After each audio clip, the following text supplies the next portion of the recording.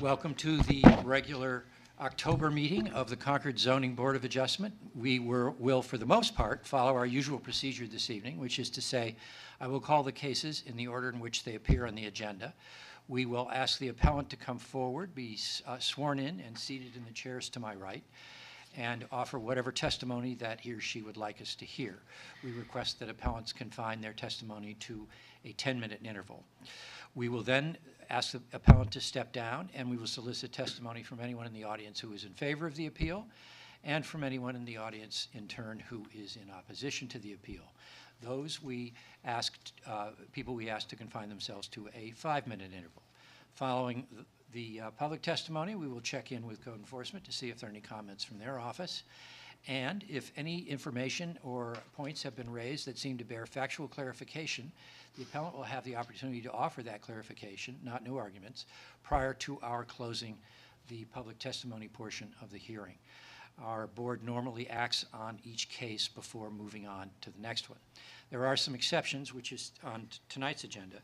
The first two items, 0072 and 0096, are requests for rehearings. In general, the board acts on those without taking testimony, but based on written submissions that have been made by the appellant and anyone else who believes they have an interest in the case. So the first case, which is a request for rehearing, is 5 Pine Street, RN, Neighborhood Residential District, Concord White Properties, 6 LLC is the owner. The owner wished to construct a 2-family dwelling on an existing lot where there is an existing multifamily dwelling and sought the following variances: allowable principal and accessory uses in zoning districts, to allow multiple principal uses on the same lot where the existing multifamily use is not permitted by right. Article 2852, duplex or 2-family dwelling, to allow construction of a duplex on a lot with approximately 59 feet of frontage where 120 feet is required. And Article 2852, duplex or 2-family dwelling, to allow construction of a duplex on a lot approximately 11,400 square feet where 15,000 square feet is required. This case was heard earlier and the variances were denied. We have a request before us to rehear the case. Normally the criteria that we apply for rehearing a case are not the merits of the variance or special exception itself, but rather whether or not we have committed an error in law and procedure, or whether new information which is significant, which is to say bearing on our decision, has emerged since the time of the original hearing. We have a written submission. I assume everyone has had a chance to read it. Came in from Mr. Arnold, I believe, yes, on the subject of 5 Pine Street. I'm going to start with Mr. Winters and ask him if he saw anything in there that he considered to be significant new information and or a error in law or procedure. Just looking at their written submission, on going out of order for a second, on 2 and 3, I think that's essentially this similar same argument that was presented to us and that we considered and ruled on. Number 1, and that really relates to Dr. Hutton's memo and the attachments. That's getting into, and I'd be interested if other people have read it differently, but the way I'm reading it, they're talking about that this didn't need to be a variance at all, and I don't, if that's true, then they don't need to come before us, but apparently that would be an appeal of code administration's decision, which has to be brought as part of the petition, I believe, and I don't think it was, right? So therefore, I mean, it is new in that sense, but I think it is it's past the timing to make that request. They would have had to made it at the time they asked for the variance, or as a separate request altogether, not as a rehearing. Ms. Spector-Morgan, how do you view it? I agree with you on the frontage and the lot size, and I also agree with you on the 2 primary structures, but I just want to expand on that a little bit.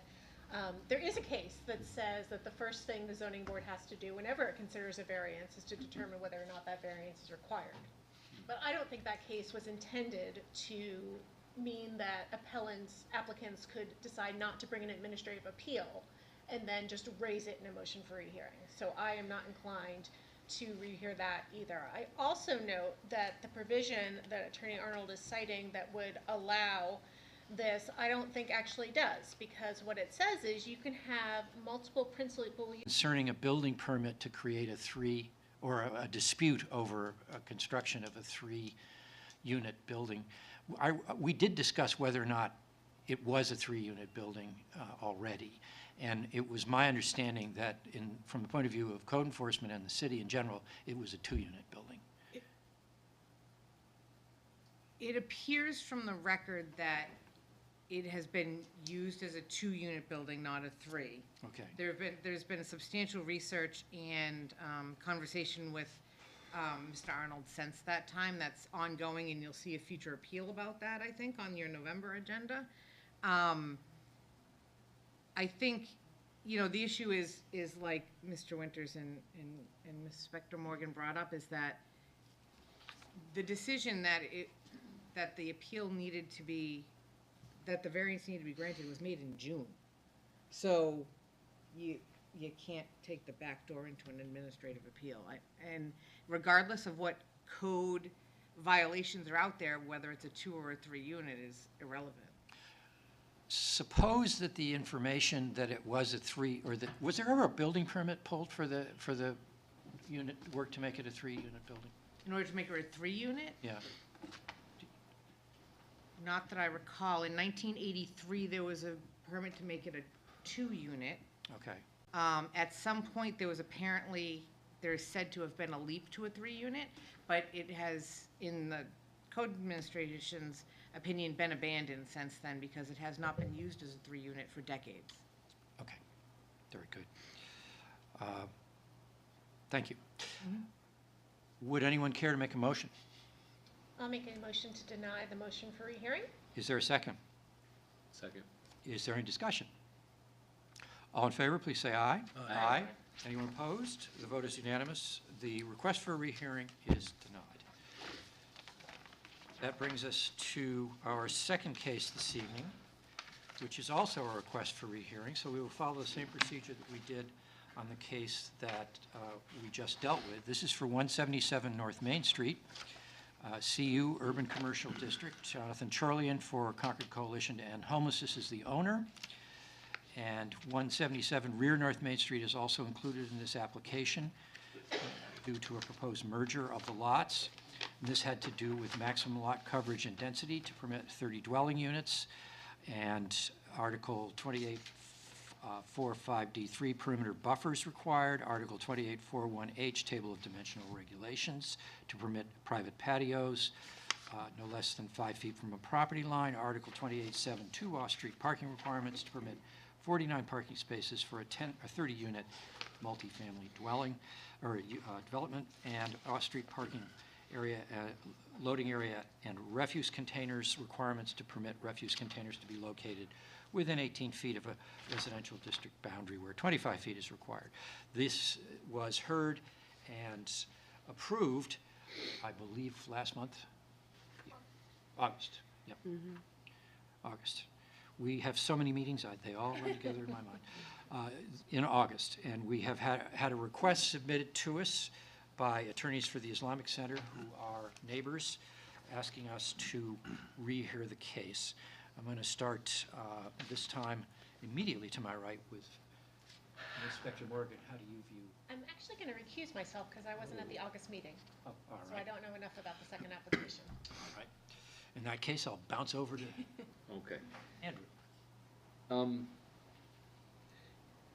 I think that they raised a number of issues, and so I'll try to briefly go through them, because the material change, it's similar to what they argued at the hearing itself. I love reading quotes that might have been from myself, and Especially if they're without attribution. they did a good job combing through the record. I'd have to look at them in context to really exactly remember, but I think it was a material change. Maybe we said some stuff at the hearing in a different context when we were considering the merits of it. But putting aside exactly what we said and when, I do think it was a material change. Given the overall application, which was that there's this huge building on this, very unusual building for that area that needs to be repurposed, which really, there's no dispute about that. As far as, it's been our practice, what I've found over the years, to rule on the issue of material change without taking any evidence other than what was submitted. So although, it sort of suggested that we just ruled without even really, weighing it, I mean, we did review the materials, would have been a waste of time and could have actually been to the detriment of someone who was not able to come again. So if that was a, bad procedure, I guess we'll find out, but I think that's sustainable. The alternative seems to be just, even more challengeable. So I don't think either of those are grounds. Those were argued at the hearing. As far as the rest of it, I mean, they do, they make a lot of the similar arguments as before, but I don't see anything new or different with regard to the substance of the variances that we granted. Mr. Monahan? I agree with Andrew. I think that the board was pursuing sort of administrative efficiency, which didn't disadvantage the applicant or the public. I think we acted properly and decided it based upon the record that was before us. And we didn't make any errors on the case. I agree with my colleagues. I don't think a rehearing is justified in this situation for the reasons that they gave. Would anyone care to make a motion? I'd move to deny the request for rehearing. Is there a second? I'll second. Is there discussion? All in favor? Aye. Anyone opposed? Nobody brought us coffee. The vote is Unanimous. unanimous. I abstained. All four. You abstain, No, which no, is we heard immaterial because Yes. we had more than quorum voting in the same direction here. The next case is a request to overturn a decision or a finding by the planning board. One of the participants, interested parties in that case, has let us know that she is running late due to an earlier hearing and has asked us to defer the hearing. It will be heard tonight, but until she gets here. I assume Ms. Manzelli is not present? All right. We will hear this case tonight. Out of courtesy to all the interested parties, with your indulgence, we will wait until they're all here before we do so, which means that we will move on to case 0091, which is 6 Morton Street, Downtown Residential District, Liza and Bruce Clendenning owners. The applicant wishes to construct a detached garage adjacent to the existing residential structure.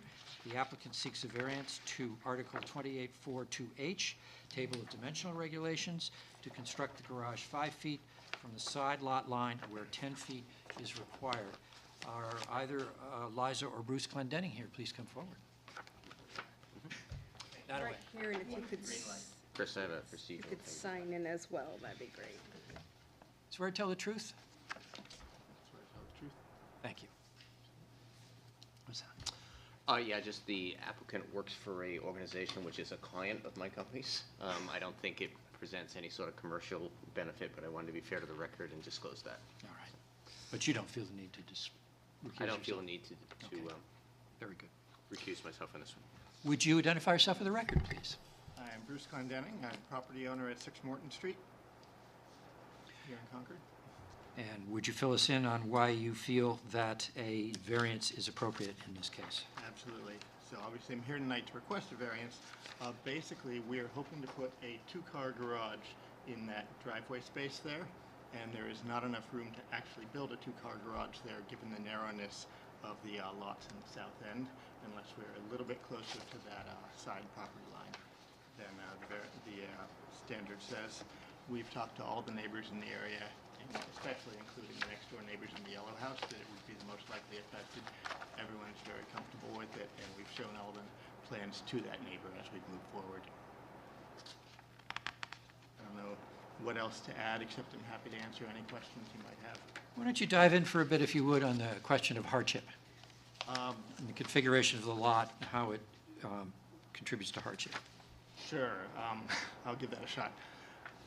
Basically, if we were to put in our hoped-for two-car garage, which will give us a space to protect our cars and a little bit of equipment, we're hoping our next vehicles will be electric vehicles. We'd like to have a charger in there that would be feasible and protected for the elements. We cannot possibly put in a two-bay garage in that spot without that exception, and so I hope that counts as a hardship, because we'd like to use our property in this way, and our neighbors are very comfortable with it. Seems to be a small exception we're asking, but I understand you have to go through the process. Is there a reason you can't attach it to the house? We have not fully considered that. There is an existing porch over there. It would be a complete restructure of the house, probably cost significantly more money to figure. House in the garage, and could you bump it a little closer? What's the design rationale on that? There's literally exactly 8 feet there, and it would, we have not fully considered doing that because, among other things, we wouldn't be able to easily get things into the house. The access to the porch would be greatly limited. It really changed the entire functionality of the site. So you want to be able to get a car by there, or just like tools and? Just tools, if a Deliveries and delivery stuff. person has to come do something, if we ever have to replace a door in the house, it would be impossible to do that. Yeah. Wafer pellet stoves are getting pellets into the area where we'd store them. So in the picture that we have, the porch, there, is that the main entrance to the house? It's the primary entrance to the Primary house. entrance. I mean, it being a New So, England house, yeah. So if you attach the garage, you would probably need to eliminate the prime entrance into the house? We would need to do that, absolutely. Is there a bay? As I look at this, I'm having a little trouble reading the photograph. There appears to be a bay that aligns with the porch. I'm happy to walk over to the first one. The photo, I can kind of point, there's a very small Yeah. bay. Because I believe either there's a bay there and the footprint is wrong, or the footprint is right and there There's isn't a a bay. bay that goes to right there, and that porch lines up almost exactly with that. Okay, so the footprint in the drawing is inaccurate. I'm in looking at that now, I think that it's possible that they did not properly align that bay and the porch there. That should have been on there. Right, okay, I realize now, I could draw it in, but that wouldn't help anybody. no, okay. Dr. Hutton, can you go back up, because I'm wondering how much space there would be between the proposed garage and the abutting property, and that plan's not in my, This one? yeah. 5 feet. So 8 what's, feet on each, if that is put there, because the property line is the grass line there, which is the same as the property line, it's 3 feet. so there would be 8 feet between your house and the abutting house? Yeah, the grass goes to right here along the driveway there, and there is 5 feet then and beyond that. What's the other purple dotted line that goes through the middle of the garage? I think that is the 10-foot setback. That would, okay, gotcha, okay. Yeah, in fact, I know that is now. I remember talking that through with them. So your neighbors are well into their setback? They are very, yes, they are. I mean, you live in the south end. In the south end, the lot spaces are very small. In many cases, either the building or almost every garage I've seen is anywhere from 1 to 6 feet. Very rarely. Every once in a while, you get a full 10 feet. But it's a very tight area in this area on Morton Street. I suspect I know the answer to this question, but I'll ask it anyway. Does this house and lot predate the zoning ordinance? I would Yes. guess so. Yeah. It's 1870s, early 80s. Yes, it does. It was, I mean, this I have about neighborhood was- 65 years. Yeah, this neighborhood was built around the Abbott Downing, Yep. I think for, Part of what we call the Old South End. yeah, Yep, okay, The entire neighborhood is. yeah. very good. Other questions from the board? Yeah, in terms of the characteristics of the neighborhood, are there do most other houses have garages? It's about 50-50. About And two-car garages? there's a few. There's certainly two houses around the corner. There's another one around the corner the other direction. Mostly detached? Mostly detached. I think I walk the dog throughout the south end every morning and walk my daughter to Rundlet. And yes, middle schooler still lets me walk her to school, which is kind of great. But I've been kind of assessing, knowing we were going to be doing this, and the garage is in the south end neighborhood, that part of it. And there's a smaller number of two-car garages, certainly. Almost all of them, I think I've seen 3 attached garages in this part, and almost all of them are detached. Other questions? Anything else, Jim? Laura? Andrew? No. Thank you very much. Absolutely, thank you. Is there anyone who'd like to be heard in favor of this appeal? Is there anyone who'd like to be heard in opposition to it? Any comments from code enforcement? No. With that, we'll declare the public testimony portion of the hearing closed. You can step down, Mr. Glendale. Thank you. We have a request for a two-car garage. We heard testimony that the property is, as is true of a lot of the old South End, predates the zoning ordinance, and there isn't room for a two-car garage within the setbacks without seriously interfering with the house. Discussion. I'm going to start with Mr. Wallner. Thank you. I think due to the characteristic of the neighborhood, I think the hardship is persuasive in terms of the lot size, in terms of the fact that many residents already enjoy the benefits of a garage. I'm not persuaded that it would reduce property values, and I think it's in the best interest of the public to have this. They want a two-car garage, I understand they want it detached, but I think there are other ways to get a garage on the property without being in the setback. Mr. Winters. I mean, I hadn't thought about what Laura just raised with the safety issue, but I agree with Nick and Jim in terms of, I think it's reasonable to have a garage. I mean, for a lot of people, they want to fit a big truck in there. They want to put electric vehicles, but it probably comes out about the same. In terms of the size of the garage, it doesn't look like an excessively sized garage in total, and the lot is so small, there's nowhere else they could really put it. They could try to attach it, but they'd probably have to demolish that porch, which would be, a hardship. So as far as what, Dr. Hutton, as far as what Ms. Spector-Morgan was just saying, I know they wouldn't have to go through the planning board for something like this, but they'd have, when they get a permit, would that consider like fire access issues? Not for an accessory structure, it would not.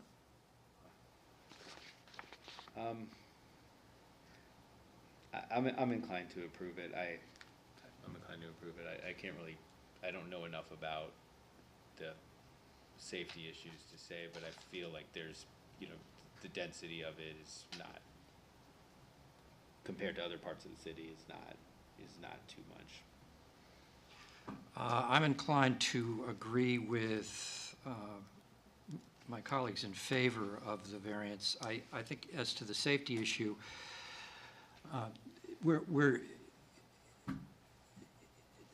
general concern of the fire code does not necessarily require that apparatus be able to get to every part of a private house on a small lot. And that would be the case here. I suspect it would be the case in other places as well. Yeah, it would be safer if we all were out in an island and a truck could go anywhere around us, but that isn't a practical requirement in this particular neighborhood. There may be a slightly increased risk by the fact that the firemen would have to drag hoses back there instead of taking a truck back there, but I don't consider that to be a public safety issue so much as an issue for the actual homeowner himself, who presumably will need to build to whatever codes apply. So I would be inclined to support the variance. Would anyone care to make a motion? I'll move approval. Is there a second? I'll second. It's moved to second. Any further discussion? All those in favor, please say aye. Aye. All those opposed? No. The vote is 4-1 with Ms. Spector-Morgan in the minority, and the variance is granted. Chris, Sir. I have a conflict on the last item on the agenda, I think It's suspected. going to be postponed anyways, don't worry. Oh, it is, okay. Yeah. Great, I okay. got you I just covered. didn't know if Brenda was waiting for If- that. If it's going to be postponed. Oh, I should say so now. The last one? Yeah. Yeah. In case anyone's here It for was a it. request. Yeah, No, like but in case anyone's here If for there's a it. butters, is there anybody here? Which is the last one now? That's, Gibson's again? Gibson's. okay.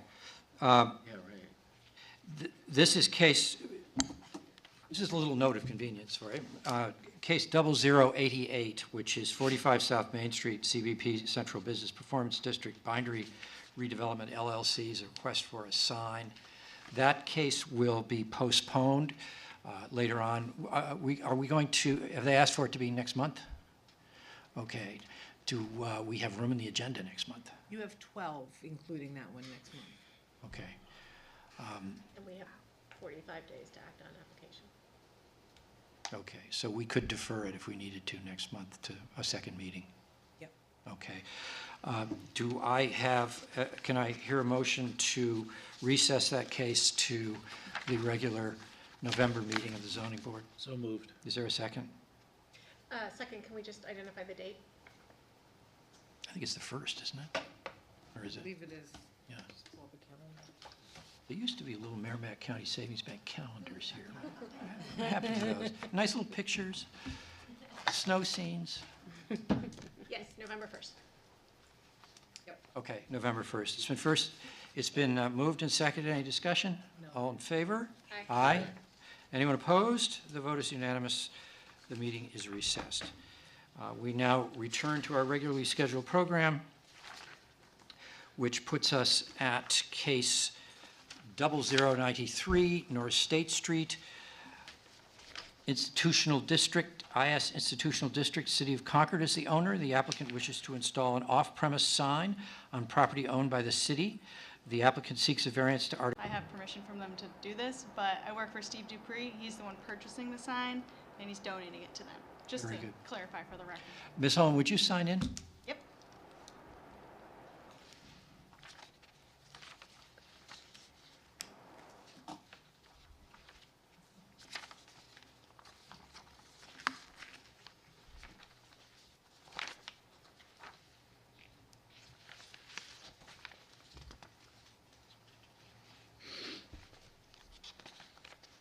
And just while you're doing that, Dr. Hutton, is this required just because it's an off-premise sign, or is there a size issue, just because it's off-premise?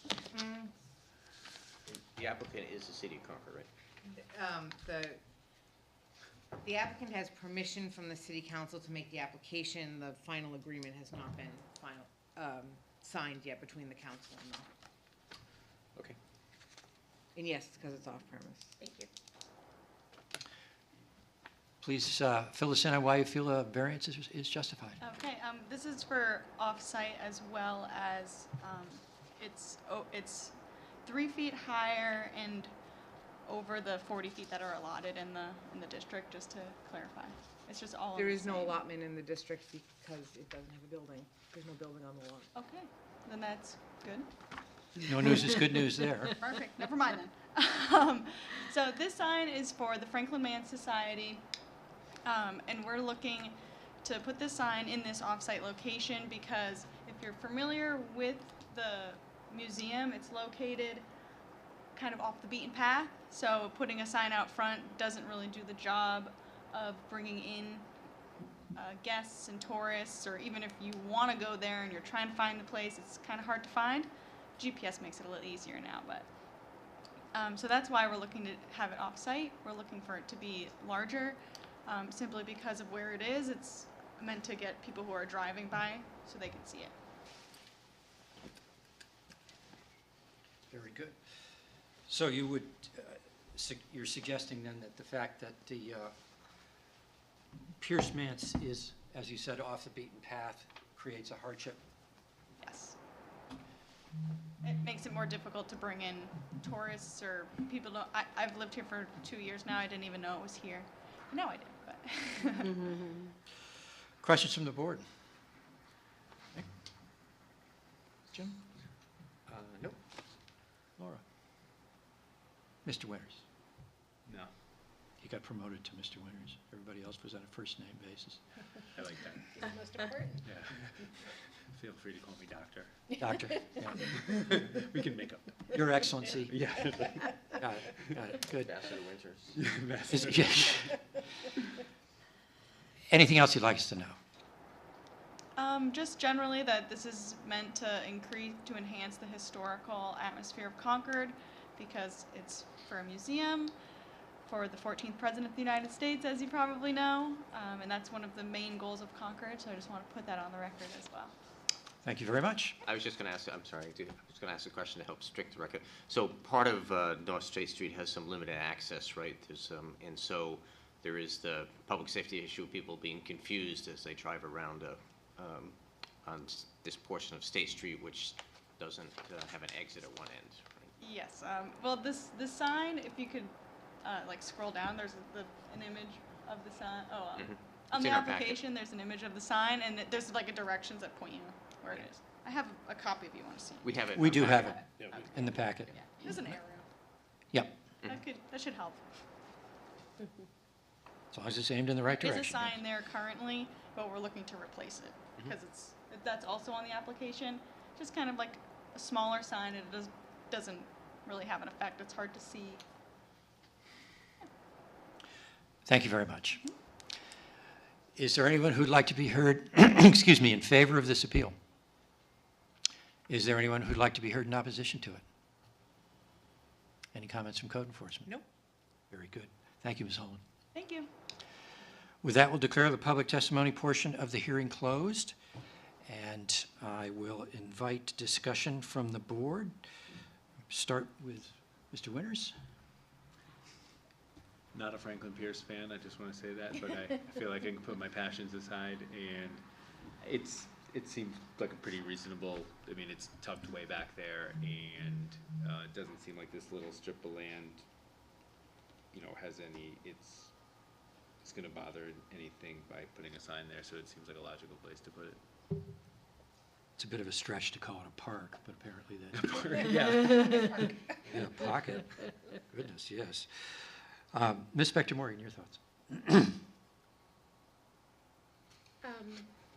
I don't have any objection to it. Very good. Mr. Monahan?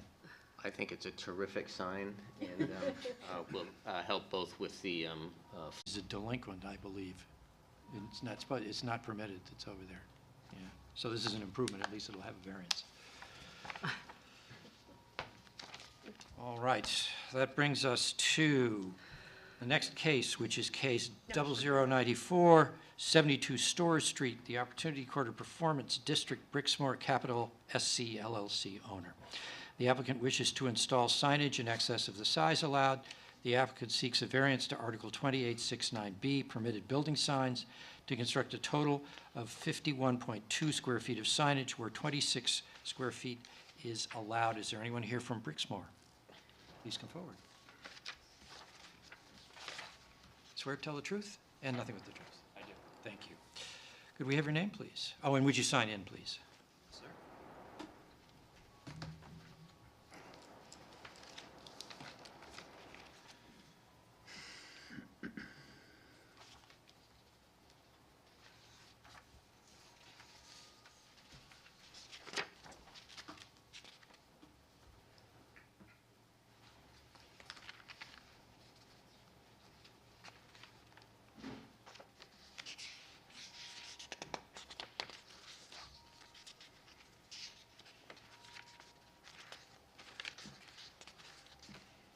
Good evening. Good evening.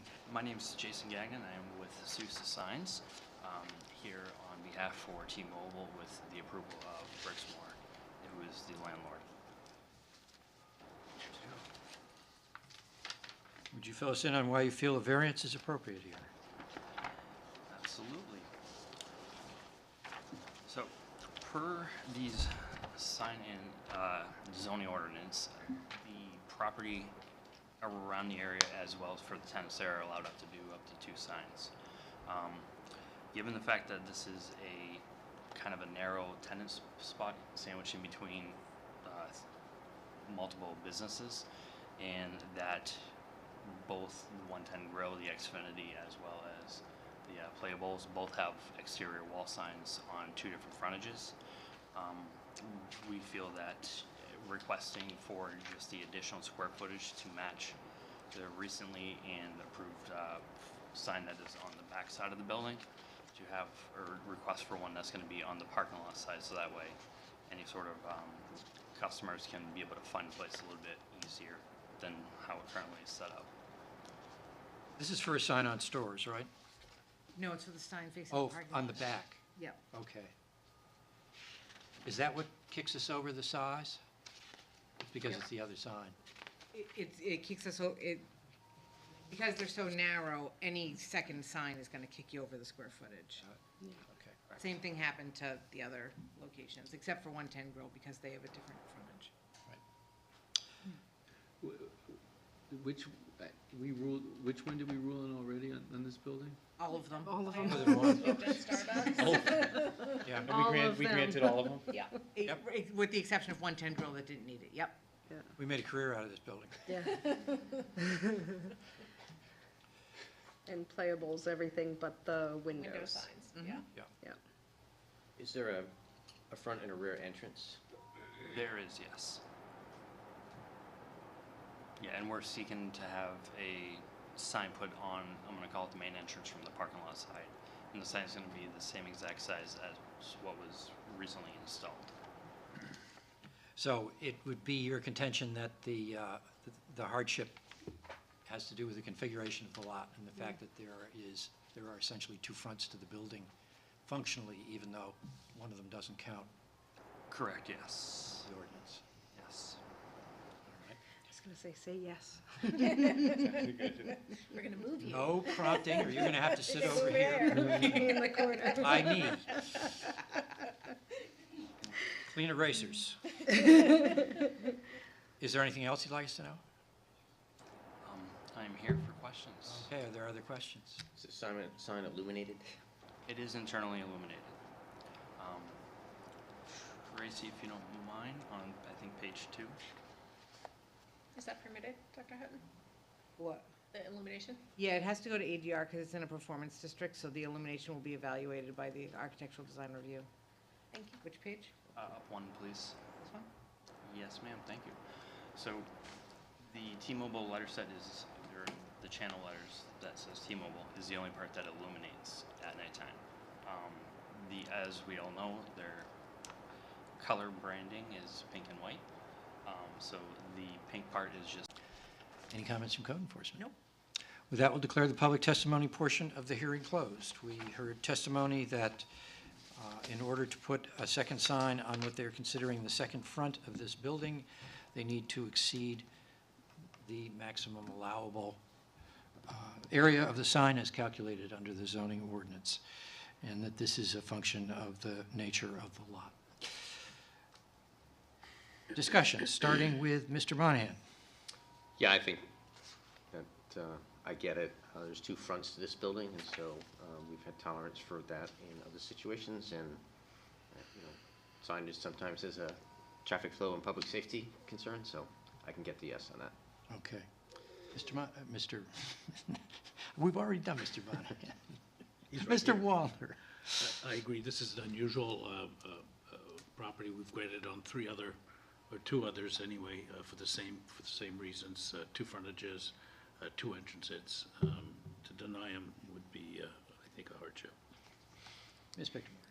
I agree, and I beg of the planning board to please address this in the zoning ordinance. Yeah, we got a problem in the ordinance. When you keep having the same variances and they keep getting granted, there's a problem in the ordinance, I think. Mr. Winters?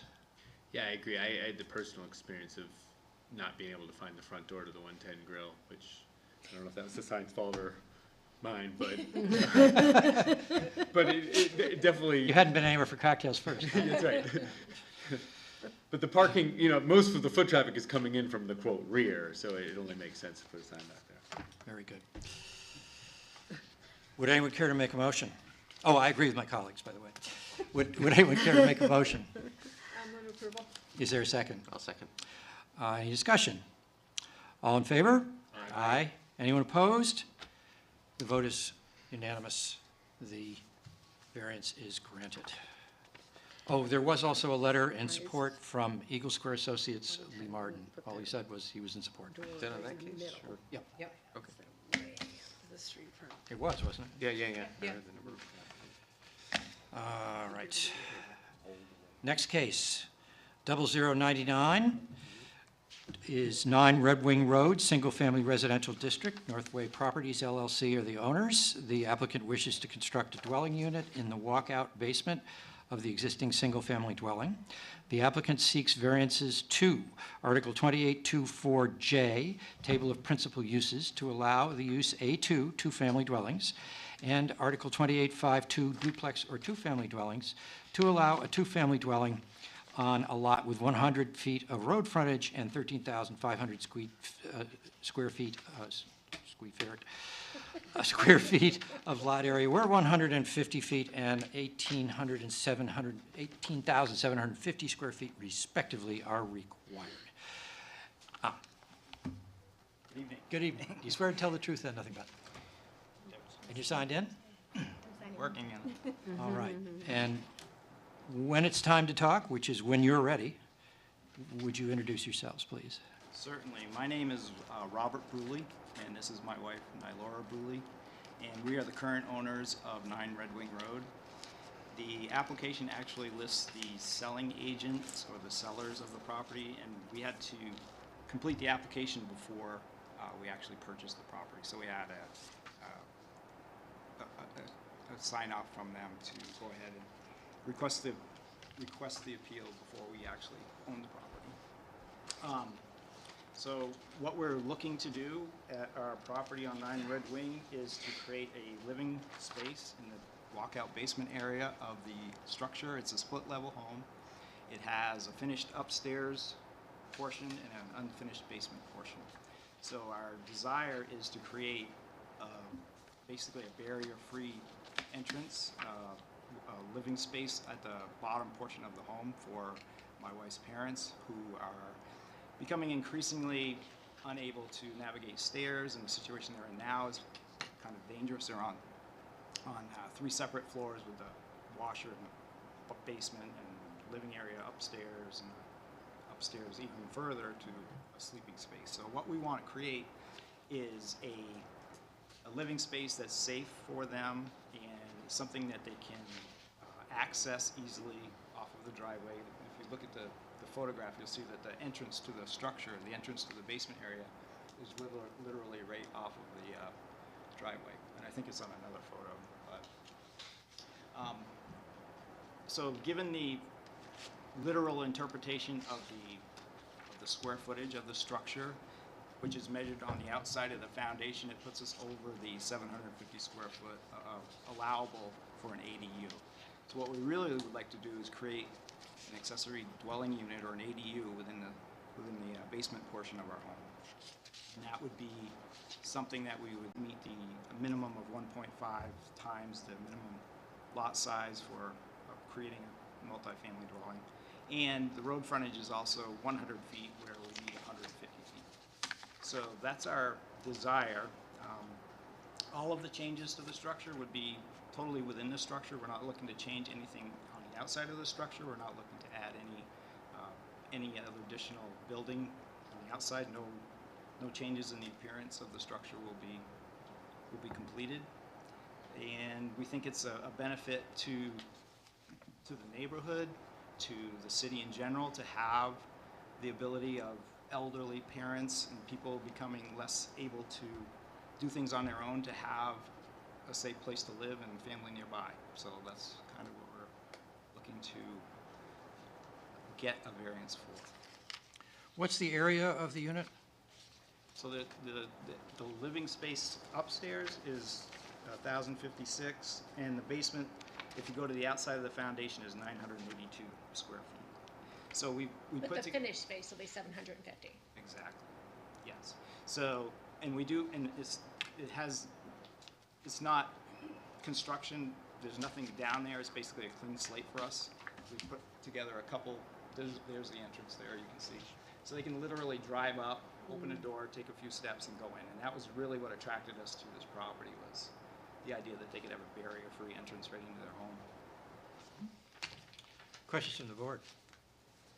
On the drawings, it shows a section of it is a mechanical room. That's Exactly. mechanical for the whole house, not just the ADU, right? Exactly right. Yeah, so it'll be the same heating system. There's a lot of flexibility there, and thus creating the space that we're limited to. And yet our furnace, our hot water systems there, the feed from the city, the water supply would be in that unfinished space. So that there's a couple iterations up there where still, there's nothing built, so these are just ideas that we put together. And I'm sorry, where's Red Wing Road? What part of it? It's in, what they call Birdland. Right next to 393. Yes. Yeah, and Red Wing is actually the road furthest east in that area. And I just want to say also, it's not our intent to change the character of the neighborhood at all. Sure. My wife's lived there 30 years.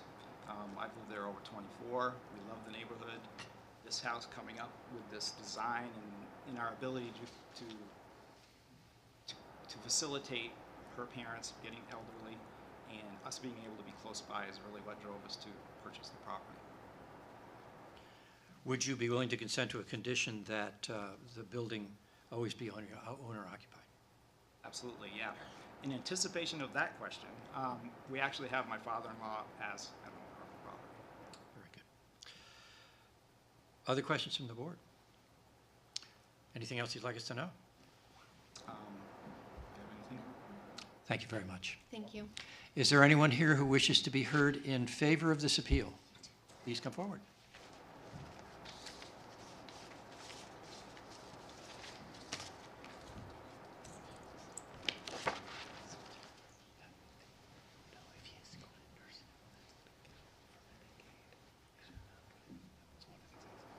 Swear to tell the truth and nothing but. I do. Would you sign in, please? Yes, I would.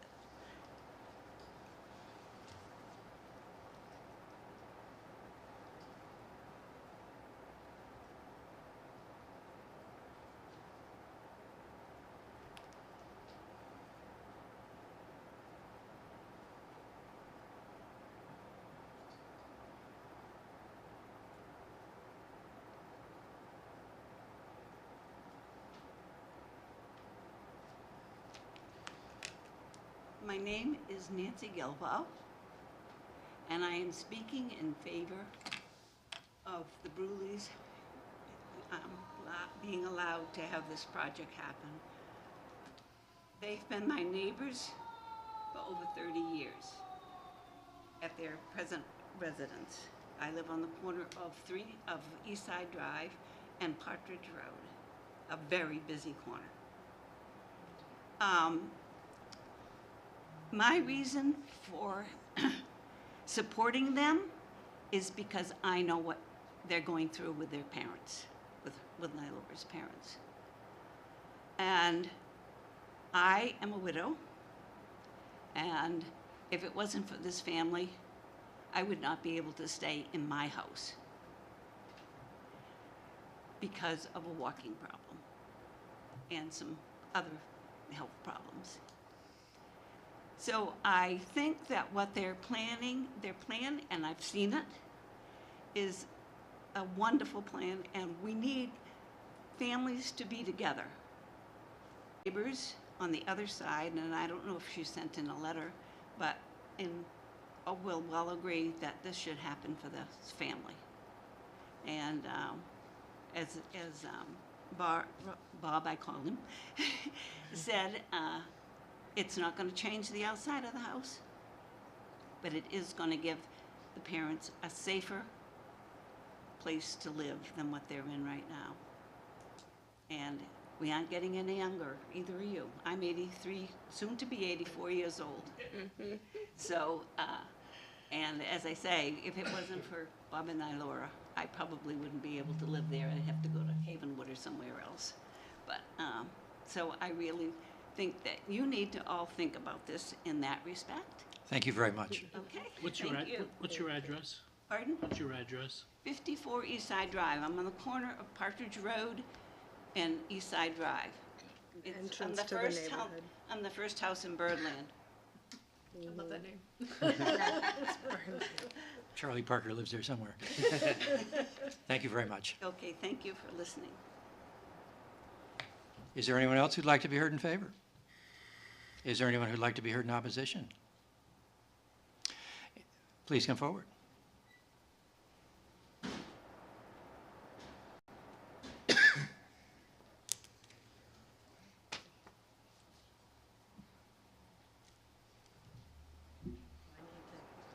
Swear to tell the truth and nothing but.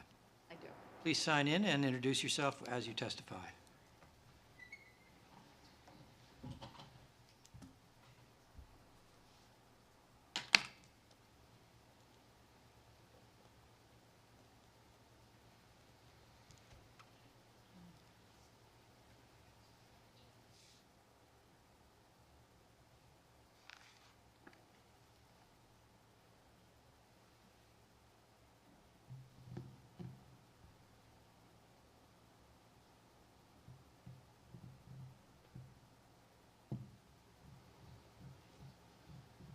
I didn't bring my reading glasses up, so this is an interesting thing to try and read. My name is Roberta Koronsky. I've lived at 15 Red Wing Road since 1975. We are the only owners of this house in Birdland. And yeah, I know the name that this property is supposed to be Hillcrest Park. No one except the city calls it that. I have a mixed idea here. We have families in our neighborhood who have parent who is 80, then the owner, and then an adult son, all living in one home. And I don't understand why you need a variance if the people who are asking for it are going to live up top and their parents are going to live down below. It's one family. So my question is, are they going to live up top where they already have a home on Partridge? Because I was told that they were going to rent the top and let the parents be down below. And if that's the case, then no, I don't want duplexes, because it would be too easy in this very nice little residential area of all single-family homes to change it into a lot of duplexes. And I just don't want that to happen. Like I said, we do neighborhood yard sales. It's a nice neighborhood.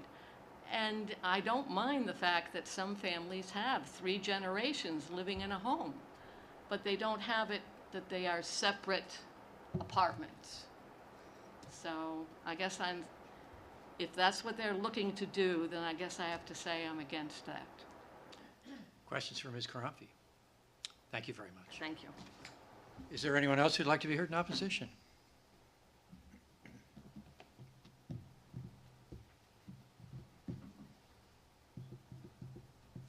Swear to tell the truth and nothing but. I do.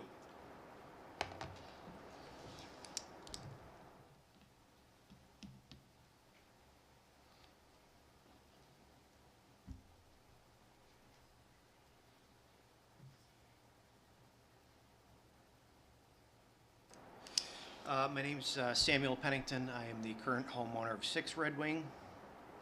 As Roberta stated, I share very similar concerns. First, I think the LLC filing the variance is strange. Discussions that have gone on with neighbors or secondhand accounts, I have not talked to these homeowners. But there's been various accounts of what the intention is. So the bottom line for me is I'm against it. I don't want to. But if renters come in, which a variance would allow, I don't feel they have the same interests as a homeowner in a neighborhood. So those are my concerns, and I am definitely against the approval of this. I sympathize with families and elders, but my fear is the true intentions, what's happening upstairs with a rental, what happens when the parents die. Now I'm dealing with, people who don't have the same interests as homeowners do. Thank you very much. Thank you. Is there anyone else who'd like to be heard? Please come forward.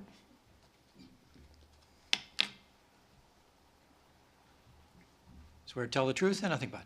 I do. My name's Dale Fifield. Would you sign in, please?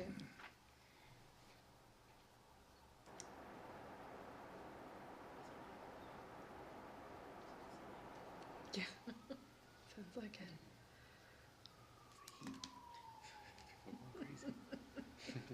It's making people crazy.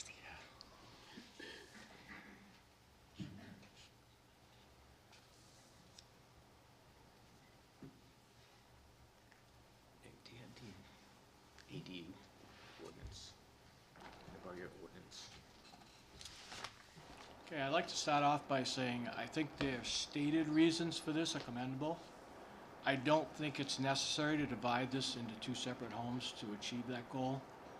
My concerns are much the same as my neighbors. Once this is divided into 2 homes, it is going to change the makeup of the neighborhood. It's going to make it two-family dwelling, which can then be rented for $1,400, $1,600 to people that aren't vested in our neighborhood. And as stated, it is that Red Wing Road is different than the other streets in the neighborhood. It's very quiet. Nobody parks on the street. It's a very nice environment.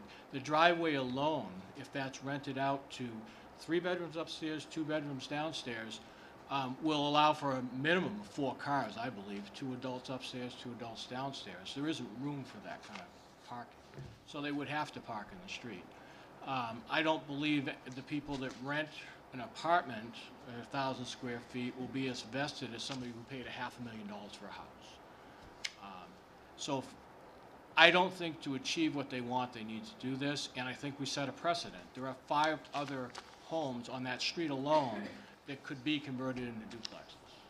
And as stated before, there are people in that neighborhood that have family members, multiple generations, that don't have these variances and don't divide their homes into duplexes. So I would like to voice my opposition to that. It's a very nice street, you know, and I don't believe they intend to move upstairs, so I don't see why this is necessary to be 2 separate dwellings. I think it can be accomplished by them just living downstairs. Anyway, that's my opposition to it. Can I ask him a quick question? Sure. I could have asked this same to the others. If, would it change your opinion if there was a condition of the variance that it must be owned, the upstairs must be owner occupied? 1 unit must be owner. No, well, it wouldn't in the sense that if somebody else bought it and they occupied it, and then they could still rent it. If they transfer ownership, it's still. Right, 1 unit could be rented. Right, it could always be a rental. But 1 unit would have to be owner occupied. Right, and right now with the parents moving in downstairs, I don't believe there'd be a vehicle problem. But if the owners have 2 vehicles, they themselves who live a half a mile away in a very busy section of the neighborhood, park on the street, one of their cars. And that whole street does that. And actually, that's a problem getting down that street, especially if you have a truck or a trailer behind you. It's almost impassable. I've had to actually back up and go to J Street to get around. So we have a lot of children that like to drive their bikes and walk on that street, and people coming in and out of cars. Just the parking alone is kind of an issue. But if it could never be a rental, but we set a precedent by allowing that to be a duplex. There's 5 other houses on that street alone that could be duplexes. That's a very nice single-family neighborhood. It's what attracted me to it. That street in particular is different from the other streets in that neighborhood. Nobody parks on the street. It's very quiet. It's very nice. It's very children-friendly. Everybody walks there, passes up. It's just very nice. I think they can achieve their goal and take care of their parents without having this be divided into multifamily. That's my belief. And I do commend them for wanting to take care of the parents. Same way. My father passed away. He had cancer, and I took care of him his last 7 months, and it's hard. To the section of the ordinance which deals with ADUs. 28552. Thank you. That's good. On the screen too. Yeah. Ginny had to look that up. Geez, I I thought you I made do it know, up. it's an often asked for section, so it's one of the ones that's there. Yeah, it's like knowing your social security number. We'll try and stump you on something else there. I'm sure you will. The solar collection system, do you know what number that is? 53, isn't it? It is. Does not. Especially if that's on the deed, it doesn't matter. That's why. My name is Kevin LaVenture, and this is my wife, Marcia LaVenture. What would you like us to know? We are opposed to this. My thought is, it's not that they want their parents to have a nice, safe place to live. I'm thinking of the future. If we start dividing this neighborhood up from a single-family residence into, I think they're trying to lay the foundation to turn this property into a commercial property, with your parents at end of life or getting close to end of life. You know, what's gonna happen 5, 10 years down the road from this point. You know, now we're gonna turn a residential area into a commercial area with, you know, multi-dwelling families. And it's just gonna change the whole aspect of the neighborhood from a family residence. And we are close to this. We understand. My mother is now living with me and in a neighborhood, and she lives in my home. And there is absolutely no reason why they cannot have what they want without having it be an apartment.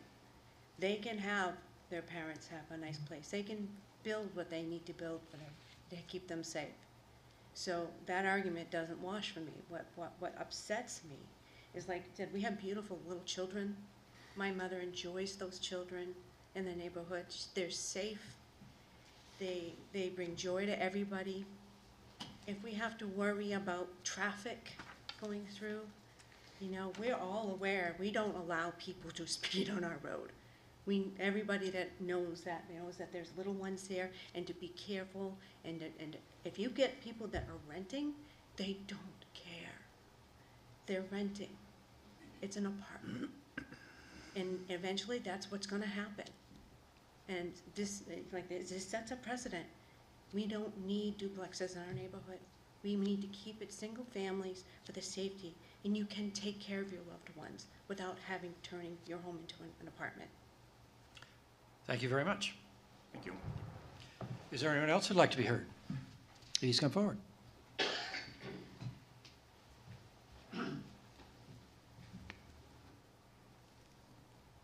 You knew we'd get to you sooner or later. Sorry? We knew you'd get to you sooner or later. Swear to tell the truth and nothing but. I do. And sign in. Can you sign in? Yeah.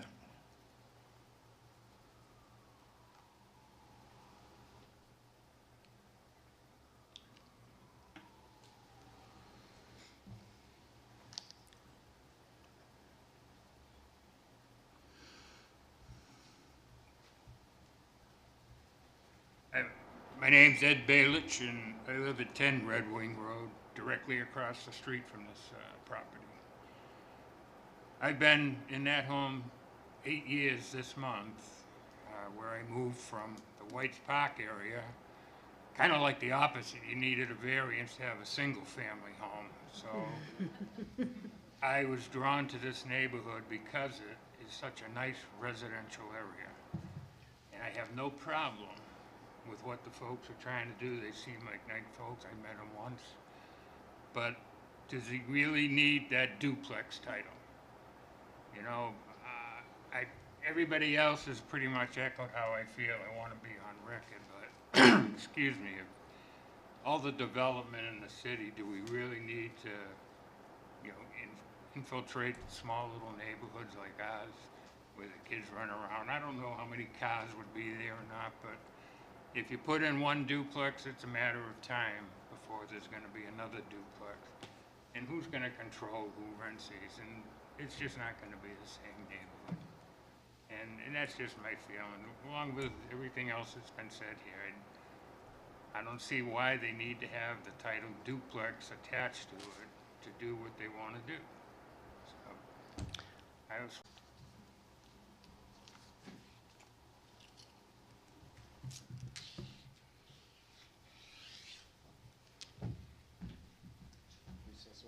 You're still sworn in. All right.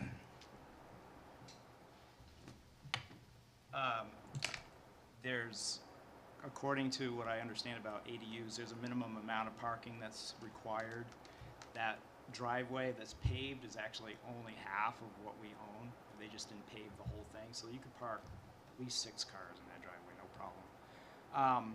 As far as renting the upstairs, what we're actually trying to do is get our children to rent the upstairs, but our understanding is as long as one of the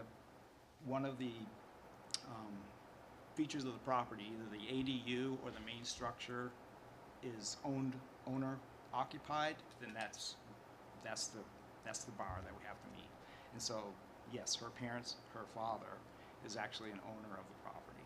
We love the neighborhood too. We don't want to change the character of the neighborhood. We're not looking to turn this into something commercial.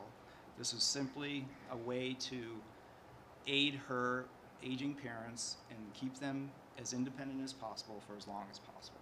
And if they need help, we're either going to be right upstairs or just around the corner. So that's kind of the clarification. If you have any other questions, I'd be happy to answer them. Other questions from the board? Thank you. Thank you. With that, we'll declare the public testimony portion of the hearing closed. We have heard testimony that the appellant would like to install what amounts to an ADU, as they describe it, in the lower level of an existing house. The actual square footage would be 750 square feet, consistent with an ADU. For elderly parents, they have agreed to a condition that the building be occupied, at least one half of it, by owners. We heard concerns from the neighbors that this amounts to a duplex, which they consider to be out of place in the neighborhood. I'm going to start this one with Mr. Monahan. Yeah, so I am trying to get my arms around why this came in as an application for A two-family? duplex as opposed to some modifications to the ADU.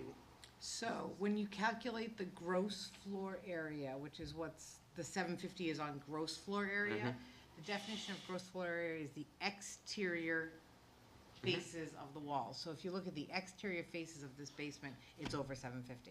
Right. So last month, or last meeting, Yeah. we had someone come in and asked for an ADU, and they wanted it action by the ZBA because it was going to be 300 feet larger. We had the discussion about, can we change the ordinance to make it more than 750? And so that, it just strikes me that that may have been a more appropriate request than the duplex request that before us tonight. We still passed it as a duplex, an owner-occupied duplex. Yeah. They've Yeah. all come in Yeah, this way. that was, Yeah. that came in the same Okay. way. as this. Yeah. All right, and then, again, I'm also trying to get my arms around, as a general matter, my perception of the ADU was that the principal homeowner would be the larger space, and the auxiliary dwelling unit would be the tenant, and this seems to be reversing that. So I don't know if that is reason enough to say yes or no to this, but that's my observation from what Yeah, I've I heard. mean, The statute just says that Yeah. one of the units would That's be why I'm- occupied, yeah. Interesting. Didn't know that. And actually, in this case, it's extremely close. I mean, the first floor is 1,056 gross area, and the basement is 982. Yeah, although part of that is a mechanical room, which I wonder if you'd count that, or you can subtract that out. Get it even closer to. Well, you can't under our Yeah, ordinance. Under, yeah. But we can give some consideration to that. And have in the past. I'm still with And then, Mr. Monahan here. then the note from Dr. Hutton talked about potentially conditioning it so that there would be, so it would mimic an ADU special exception, and I just don't have time to get through the whole ordinance. What types of conditions would It's constitute the mimicking? owner occupied, and some of the other, the parking and those sorts of things have been conditions before on similar variance requests. So that's what I intended to mean, is that the non-square footage requirements of an ADU could be applied to it. Ms. Victor Morgan. I'm inclined to grant the variance. I hear what the neighbors are saying about the rentals, but the only reason this is here is because the exterior measurements of this building are not 750 square feet. So if it qualified as an ADU on that 750 square feet, one unit could still be rented. It's just the way the law is written. So I do not believe this is going to alter the character of the neighborhood. There is no exterior changes to the outside. They've agreed that one unit will be owner occupied. I do not believe it's going to decrease surrounding property values. I don't see any justice in denying this. Mom and pop style landlords, that's not gonna be a large commercial landlords. And frankly, if it's true that almost every, building on that street could set up as a duplex, probably a lot of them are 750 square feet or less, and that could be a risk for the ADU, but they're not coming in because ADUs by definition are only kind of these niche situations, and we've granted ADUs or these fake duplex ADUs in every zone in the city, including the most open ones and the most dense ones. So I think it's a reasonable use. I agree with my colleagues. Would anyone care to make a motion? I will make the motion I already made. We'll, According to Nick. got that, Tracy? I do. All right. What you were saying is, I don't know if you can pull the statute back up, or you can just tell me this, you said there's a possible parking restriction? They have to have enough parking spaces in the ADU section. They testified that they could fit 6 in their driveway if it was all paved, so But we can't put a restriction that they can't park off on street, right? No, Maybe- no, but you can, again, verify through their testimony that they had enough parking. Okay. Is there a second? Second. It's been moved and seconded. Any discussion on the motion? Did the motion include the restriction It that did. at least one or both? Okay. No further discussion. Yes, and I think the implication was that the parking would also be adequate. Okay, that's all part of the motion and consistent with the second, I assume? Yes. Any discussion on the motion? All in favor? Aye. Anyone opposed? No. The vote is 4-1 with Mr. Monahan in the minority. And that brings us back to our one remaining case this evening. Yeah, I think she is. Oh, she is, there she is. I think Hiding in the back. I saw her come in. Yeah. 2-minute break. Yep, absolutely. 2-minute break. And I'm timing it. Hey, Brenda, why do they call it Birdland?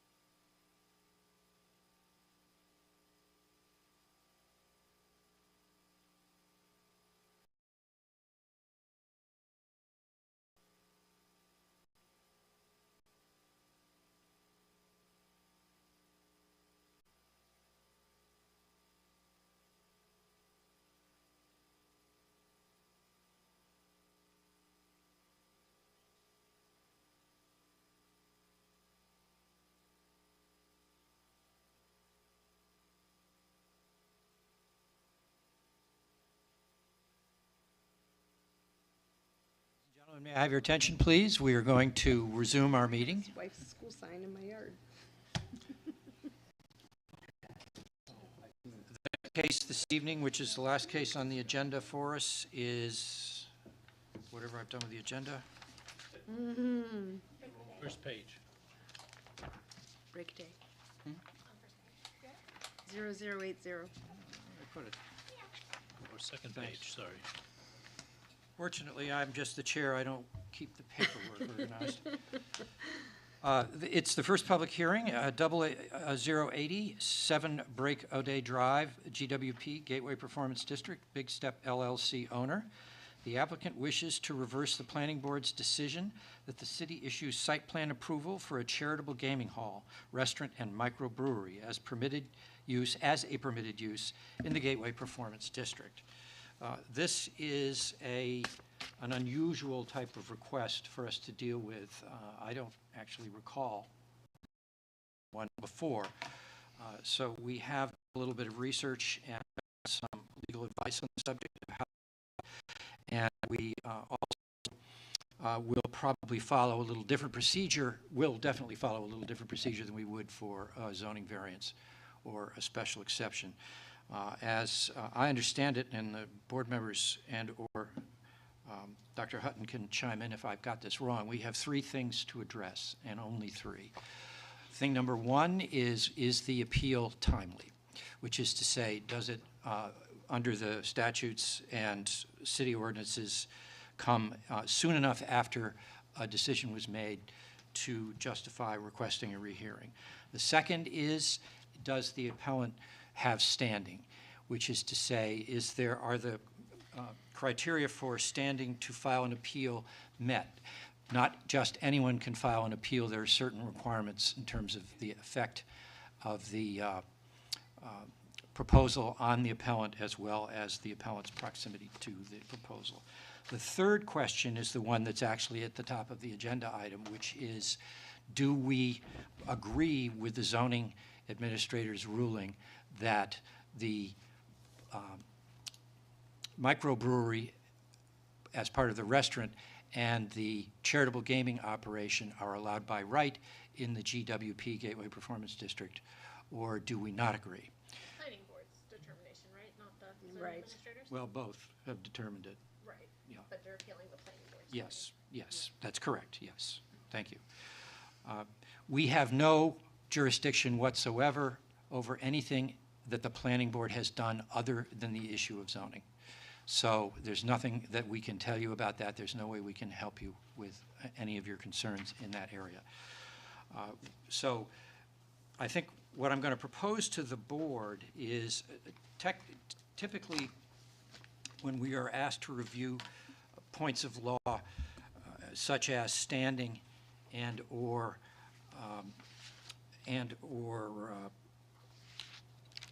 what was timeliness, yes, excuse me, timeliness, looking at right here, I put it in yellow.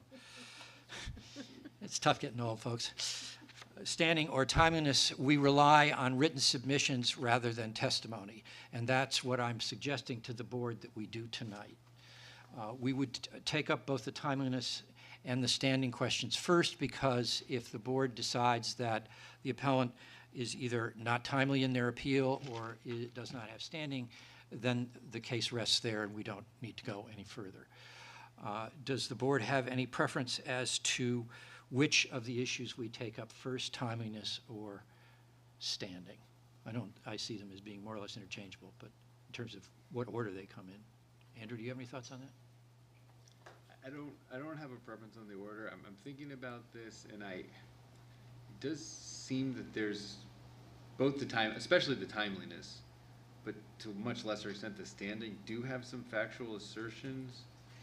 I don't want to belabor this, but I also, realizing the stakes of this case and, frankly, the likelihood of an appeal or the possibility of it, and wanting to make a record, These, and this is your decision, do we make a decision all at once after we've heard anything, or do we want to move through? And if we No, get I think to we go one by one. If we get to a decision on any one of them, do we stop, or do we make a decision? If the decision is that they do not have standing or that it is not timely, then the show stops. Okay. So We could make a decision on both preliminary issues, because I do anticipate it's going to be appealed. And that way the court would have both of our thoughts on both of those preliminary issues. But Okay. certainly, that's your call as chair. All right. So is the consensus of the board that we ought to, you were particularly concerned about standing. Correct. You were particularly concerned about timeliness and standing? Well, I think both of the issues are, I'm concerned about both issues, but to me, the timeliness, I think the facts of that are a little, I want to hear more, like a concise summary of the facts so I completely understand them. On the timeliness. Okay. Then what I'm going to suggest we do is that we put a strict time limit I agree. on presentations, and that we request a presentation. Is 5 minutes sufficient on each topic? Oh, I think so, yeah. That we request a At least presentation. from the presentation, if we have questions and it runs over. Right. That we request a presentation of 5 minutes, no more, from both the appellant and the developer. Would that be for each minutes or combined? Each item 5 minutes. Okay. For standing and timeliness only. Laura, does that make sense? Okay? That's fine, yeah. That's good? All right. Who is here? I know Ms. Manzelli is here for the appellant. Do we have someone here for the developer as well? Yes. Okay. John Cronin, Mr. Chair. Okay, thank you, Mr. Cronin. And just before we start, Attorney Manzelli's office manager and paralegal is my best friend. That has never prevented me and Amy from going toe-to-toe. But if you are concerned about that for any reason, let me know and I will recuse myself. I appreciate you bringing it to my attention. That's difficult for me to make, because it's really a client call. I don't think I have a conflict. I mean, it's ultimately up to you at the end of the day whether I raise it or not. I have the utmost respect for you personally. Would my client be concerned about the appearance of impropriety? Perhaps, but I'm going to leave it to your judgment and what you think is best. Okay, I think I'm fine. Do any of the board members have a concern? I don't. I am not concerned with you making a fair decision. All right. I think for the purely arbitrary reason that Ms. Manzelli's client filed the appeal, I'll ask Ms. Manzelli to speak first. You have 5 minutes to speak to us about, let's start with the question of timeliness, and then another 5 minutes to speak about standing. Sounds good. I don't think that I'm going to need the 10 minutes, and I did want to clarify, I had talked to the staff earlier, just to clarify the agenda item here, it is Ms. Cameron that is requesting that the decision be reversed. It is not the applicant, meaning well, sure, the the applicant developer. here. Yes, Yes. yeah, there's been we've received a lot of questions about the wording on the application. So happily, those 3 issues you mentioned, Mr. Chair, are the 3 issues that we are prepared to address today.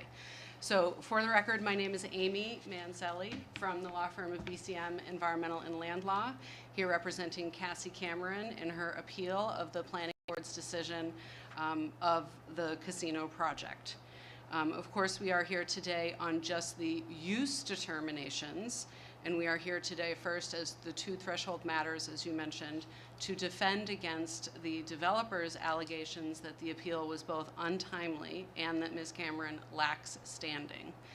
Ironically, I was trying to save time and have us be able to address everything at the last zoning board hearing by filing our response on Monday, given that the developer had filed their lengthy pleading, I think it was the Thursday or Friday before that.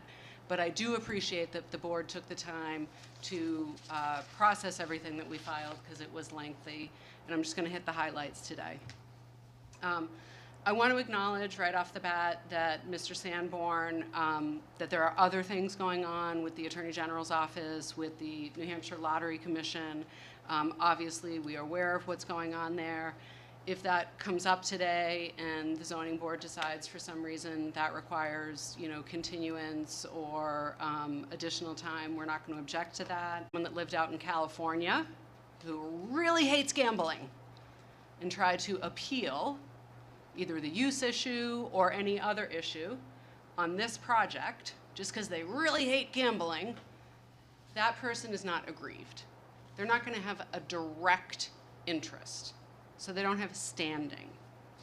But Ms. Cameron, who's here in the gallery tonight in the green, she does have standing because she will experience increased traffic, increased safety impacts, and because she participated in the planning board meetings below, and because the nature of the change to the land is as drastic as changes come.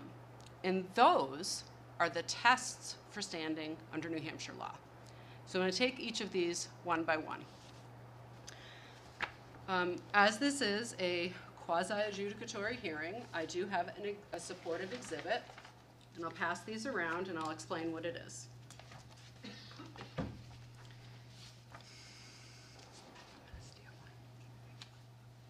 Have you already given Attorney Cranen one? Pass that back to Amy. Oh. Thank you. I have it in the record. Oh, Thank you, okay. though. But yeah, I'll take it.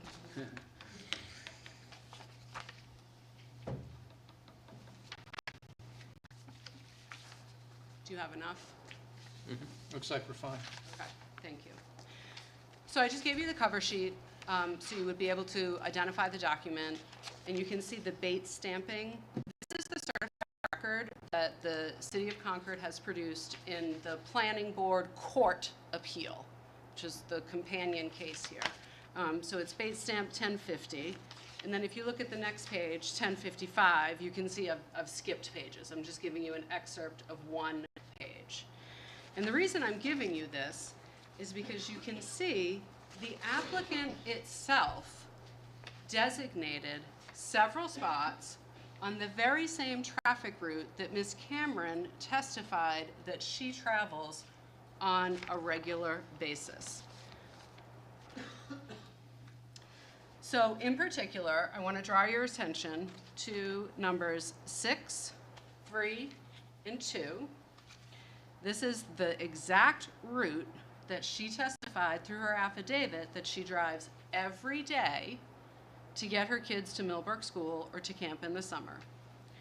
In particular, she comes from the top right, she drives through the intersection 6, 3, 2, and then right past the proposed site. That's her daily route. That's not the daily route of everybody in Concord. That's her daily route. Her and her family live on 1 Asby Road, just off to the top right of this interchange labeled number 12. Now, I didn't print the 982-page revised traffic report, but it's in the record of the planning board, and I'm going to review some of the highlights as it relates to Ms. Cameron's standing. So overall, the project adds 4,108 traffic trips to this area. And at number 6, at intersection 6, the level of service and queuing, that's traffic engineer speak, for how long you have to wait in the line before you can move, is worse. Worse than what? Worse than it would be without the project. So that's how What is the. it now and what will it be? Let me look.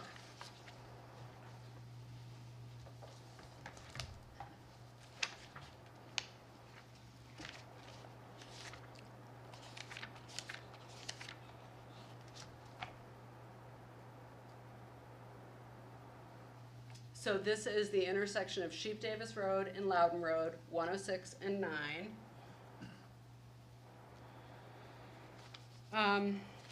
As you may know, let me show you what we're looking at here. As you may know, traffic reports cover lots of different times. So, PM peak overall, queuing time, no build situation is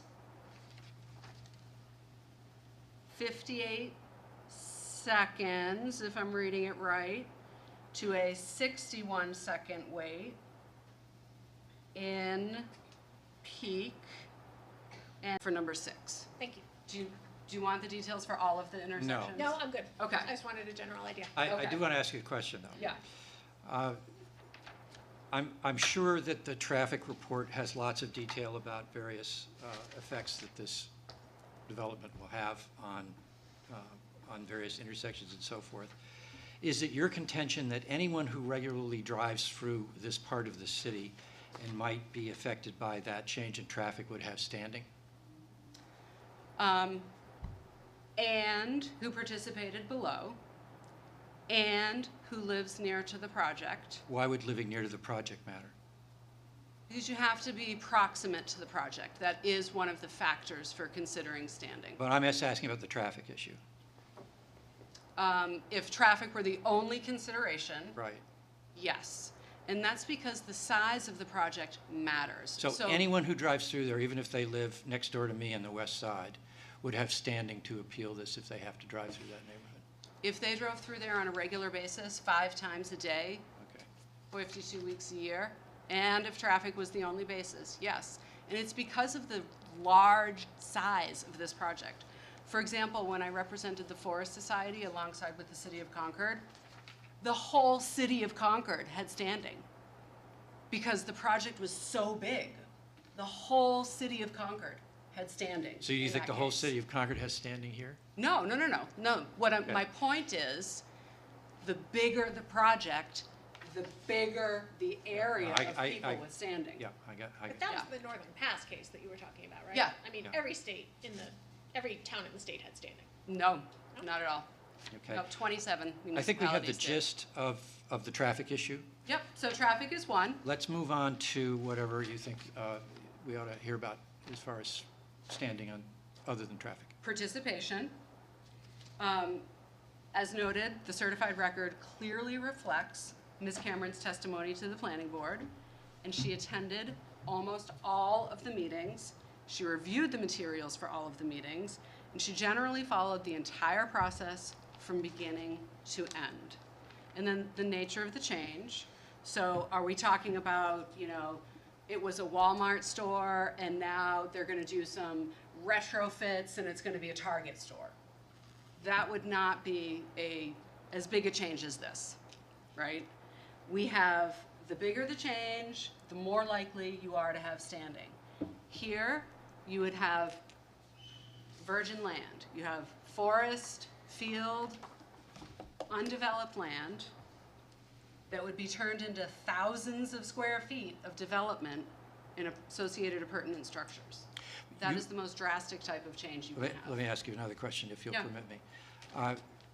There are many kinds of developments that could be done here, including what they're proposing if it did not include charitable gaming and a brew pub, that could be thousands of square feet that would be allowed by right. Why does the fact that it's a large development distinguish it from any other development that would be allowed by right? Well, any large development would have the same ability to confer standing, no matter what type of development. The distinction here is if it was a smaller development, the nature of the change would be smaller and But the less size of likely the to development confer isn't something standing. we have jurisdiction over, is it? No, this isn't a jurisdictional question with respect to size. This is a jurisdictional question with respect to standing. But size And is part of your rationale. Yeah, because it makes the change more drastic. I see. And that's one of the standing factors, is the nature of the change. Is it a little change, like a Walmart to a Target?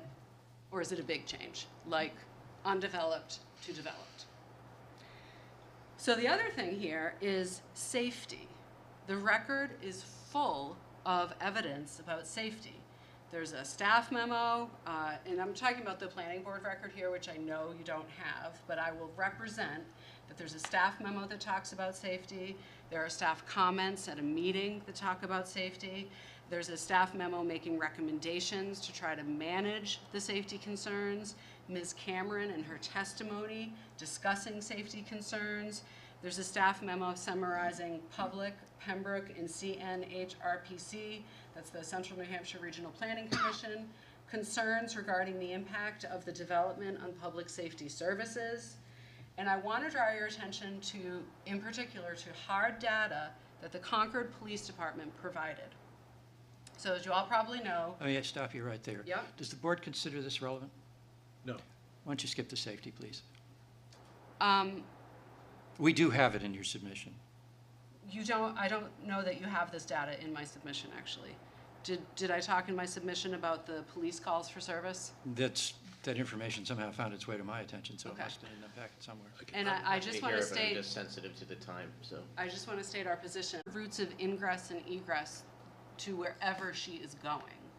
If there is, an incident of violence and someone is fleeing, she's one of the closest residential neighborhoods. And what the Concord Police had to say is that calls for emergency response doubled when the draft added gaming. So that means something. That means something associated with these activities. Okay. Other points?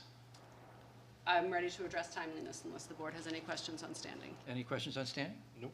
Please do. So the appeal was timely. It was filed within 30 days of the planning board's June 21, 23 decision. It was filed on June 20th, 2023. RSA 67653 sets up that 30-day deadline, and we met it. Under the 2015 New Hampshire Supreme Court decision, Accurate Transportation Incorporated v. Town of Derry, that case said, it was not until the August 21 meeting, in that case, at which the planning board voted to approve the application subject to various conditions that the planning board rendered a zoning determination that was appealable to the ZBA. So when you apply that to this case, that's what we did. When, on June 21st, the planning board rendered a decision, that's when the use determination was appealable to you, the ZBA. But it sounds like in that case, the use determination was rendered at the same time as the planning board decision, but here, there's a claim, although it's uncertain exactly if your client had noticed that the use determination was issued much before the final decision. That the developer does assert that there was a use determination made, but helpfully, in this Accurate Transportation case, there was a TRC, a Technical Review Committee. They had rendered a non-binding approval of the site plan, and that TRC included the code enforcement officer, and he had rendered an opinion that the use was permitted. But this And isn't so- just about the code enforcement officer. This is a requirement in the site plan review regulations that in order to accept it as complete, it has to be a permitted use, and they accepted it as complete. So didn't they make the determination that it's a permitted use at that time? I don't think so. That doesn't square with this New Hampshire Supreme Court decision. No, but that- it squares with Atwater. Is it not true, or do I have my facts wrong, that in the case of the decision that you're citing, there was no such regulation in the town? I don't know that. My understanding is that that's the case, that the town that the Supreme Court was dealing with in the case of, which was the first one here? Yes. Yep. You've got all this memorized, don't you? I use it a lot. Yeah. Well, actually, I think it was true in Atwater, too. There was no regulation that said when it happened, when the zoning determination was accepted, whereas in Concord, there is such a stipulation. I don't have the Accurate Transport case, the written decision in front of me, but I think that the case was silent as to whether there was an underlying regulation. Right. But we did cite in our response motion all of the regulations in the Concord laws that empower the planning board to make use determinations. And our position is, pursuant to this New Hampshire law that we've cited, that when the planning board made that determination, that's when the decision was triggered. Now, alternately, let's say that the determination was made when this memo was published. Then we rely on the Tisanovich case. And the Tisanovich case stands for when you find out about a decision, you need to appeal within 30 days, which we did. As we recounted in our motion, there was never any notice of that decision. It was never mentioned by the planning board, not once. There was never any notice that the decision was forthcoming, that the decision had been made, or any publication of the decision itself. Would you put it in other words, would you say that in this case, ignorance of the law was an excuse? No, it wasn't ignorance of the law, it was ignorance of the decision. No member of the public had any way to know that that use determination had been, was made.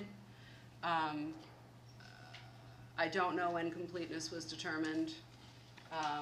There's an allegation that the use memo was, what was it, April? What do you say? Council can clarify. But what I do know with certainty is that neither myself nor Ms. Cameron knew about that memo until it was mentioned in the developer's objection based on timing and standing.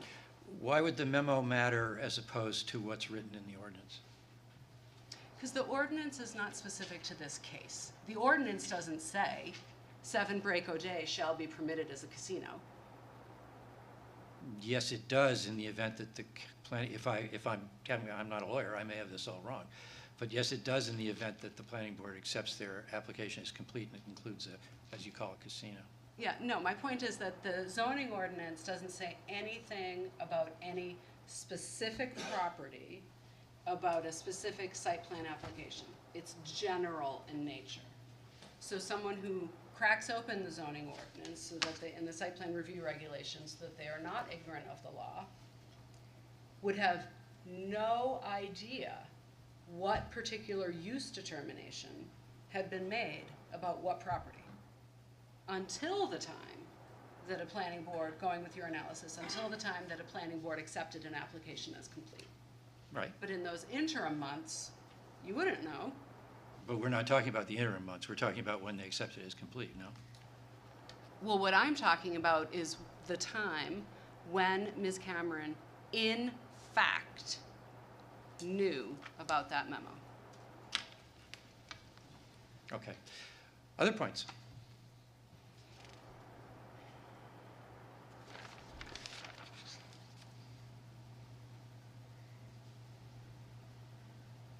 I have nothing further. Any questions from the board? Thank you very much. Thank you. Do you want us to sign in? Yes, please.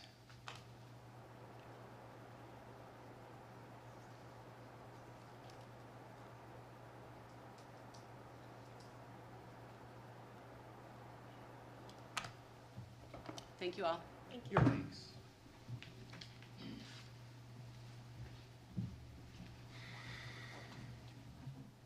Swear to tell the truth and nothing but? So help me God. Thank you very much. Would you sign in and introduce yourself for the record as you testify? We were a little bit elastic on the time limit because we asked a bunch of questions, and we will offer you the same courtesy, but we would like you to do your best to stay within 10 minutes. Thank you, Mr. Chair, members of the board. My name is John Cronin. I'm with the firm of Cronin, Bisson & Zielinski in Manchester, and we say fortunate or unfortunate to have taken this case through the long and arduous planning board process. Initially, I want to thank the chairman for, although not a lawyer as he claims, I would have thought otherwise, his succinct description of what's before you this evening. You've been given a lot of paperwork. A lot of it relates to planning issues and discretionary issues that are in a separate appeal over at the courthouse as that planning board decision has been appealed. But I agree that the issues before you are standing, time, and whether or not the zoning official got it wrong or was otherwise negligent in their use classification. I'm going to address the standing issue first. And I'll take exception, just for the record, can't unring the bell, but just reference to other things going on. Attorney Manzelli knew that that was not relevant and shouldn't have been mentioned. Likewise, I'll take exception to 2 pages of a traffic study. And I think she may have proven my case for me because she said that this is a massive change. That's not what was before the planning board. The planning board had one building of 43,000 square feet with a pub, restaurant, and charitable gaming. What had happened, as the planning board requires, you have to do a master plan, what this might look like if it's fully developed. And that traffic study, as you look at the dates, and even the excerpts, talk about the conditions when fully developed. That's not what's at issue here. We're talking a relatively small building when you talk about a Walmart, talk about a Target, talk about the, I think it's 93 apartment units that were just approved next door with a whole bunch of cars and a whole bunch of traffic, and the redevelopment of the mall. When you look at the basis of saying traffic provides standing, I think the board members ask some pointed questions. Does everyone that drives on those roads? And certainly there are a lot of people that do. And the planning board had, the opportunity development. If they want to do more, they have to go back and go through that whole process again. Zoning review, planning board, more reports, more public hearings. It's one building being proposed, and it's not the massive scale that's being represented to you. When I look at the standing issue, I think it's pretty clear, and it's been laid out in the memos. Proximity and space. There is a case we cited where closer in distance, court said was not close enough. But the most important thing is you have to have special harm. At least at the filing of this application, when we looked at the registry of deeds, the applicant here, or the appellant here, is not an owner of that property. Maybe there's some family interest, but ownership matters. Also, when you look at it, the harm to her, there's no harm articulated other than moral concerns, which I respect. People have moral right, to have concerns about alcohol, to have gaming concerns, to have all kinds of concerns. That's not really germane to the standing issue. And there's not one piece of special harm that's articulated other than there might be some traffic issues. Well, there are going to be a whole lot more traffic issues with the apartments and with the redevelopment of Concord. Let me turn now to the timing issue. And I think this citation to the accurate case in Derry, and that law is pretty clear in that particular instance, which was based on the Derry planning regulations, which are quite different what you have here in Concord. Concord has a provision that's really important. And if you think about all the great development that's gone on in this city and continues to go on, when you ask a developer to come in and spend millions of dollars on a project, the first thing they need to know is whether or not this use is allowed, right? Because if it's not allowed, maybe they look someplace else, or they save their money, or come up with a different scheme. So in Concord, you have a professional staff, not volunteers, not part-timers. You have a very competent and capable staff that do what they always do. They review the application, they look at the table of uses, and they determine where it fits. That's exactly what they did in this case. Yeah, there's a memo, but that's done by the zoning official, not the planning board. And the regulations say that the planning board can't accept jurisdiction until that use determination has been made. And anyone at those hearings would have known that because the chairman of the planning board said it. Said this is an allowed use. It's in the minutes. No variances or special conditions are required. It's from that point forward that they had time clock ticked for an appeal.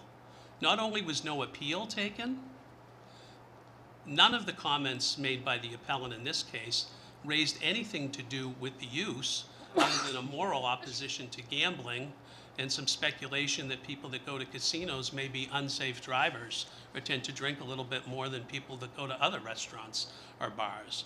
None of that fits, but for timing, knew or should have known when Chairman Woodfin announced that this use was permitted. That's what should have happened here. And think about the fairness. You make an applicant go through a process for months, 7 months, with tens of thousands of dollars in studies and reports on the basis that this is an allowed use.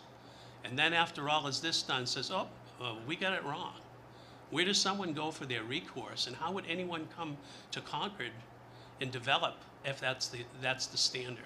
So that person had a duty to stand up and say, wait a second, I don't think this use is permitted. Granted. Was the comment made at the meeting where they found it complete? It was stated at one particular location in the minutes that I reviewed. I can't give you the specific. I believe it's on the jurisdictional acceptance night. Okay. I was there for most of the hearings. There were some that, they were scheduled and continued and things that I wasn't. My memory may be false, but I believe it was Heather Shank, the planning director, who said that. That could be. Somebody at that meeting had said that it was an allowed use, and the specific term, no variances would be required. And whoever said it, and whatever the context, it was clear that the use was permitted and the time period lapsed before the end of it, because this case went on for a considerable period of time. So It still is. Excuse me? It still is going. Well, at least not at the planning board, right? I'm just going to make a couple of quick comments on the substance, and I know that's more of a legal analysis. Did your professional staff get it wrong? I don't think so. You can look at, they had other instances here, the draft for one, and also Macris at Charitable Gaming for some point in time, and it was permitted under the zoning ordinance. But we'll come back to that in the event that we find that there is standing and that the appeal is done. Yeah, and the public service issue and public safety, clearly a planning board issue that's specifically raised and addressed in the Superior Court appeal. But from decision, support your administrative official and let the Superior Court take care of this. And we appreciate Attorney Manzelli has to do this under current law to exhaust her remedies. The Superior Court in cases stayed till this is resolved. So I thank you for your time. Any questions? Any questions? Thank you, Mr. Cronin. Thank you very much. All right. Is the board satisfied that we can take up these issues and discuss them? Yes. All right. Why don't we start, for no particular reason, with standing. Let's get thoughts. I'm going to start with Andrew.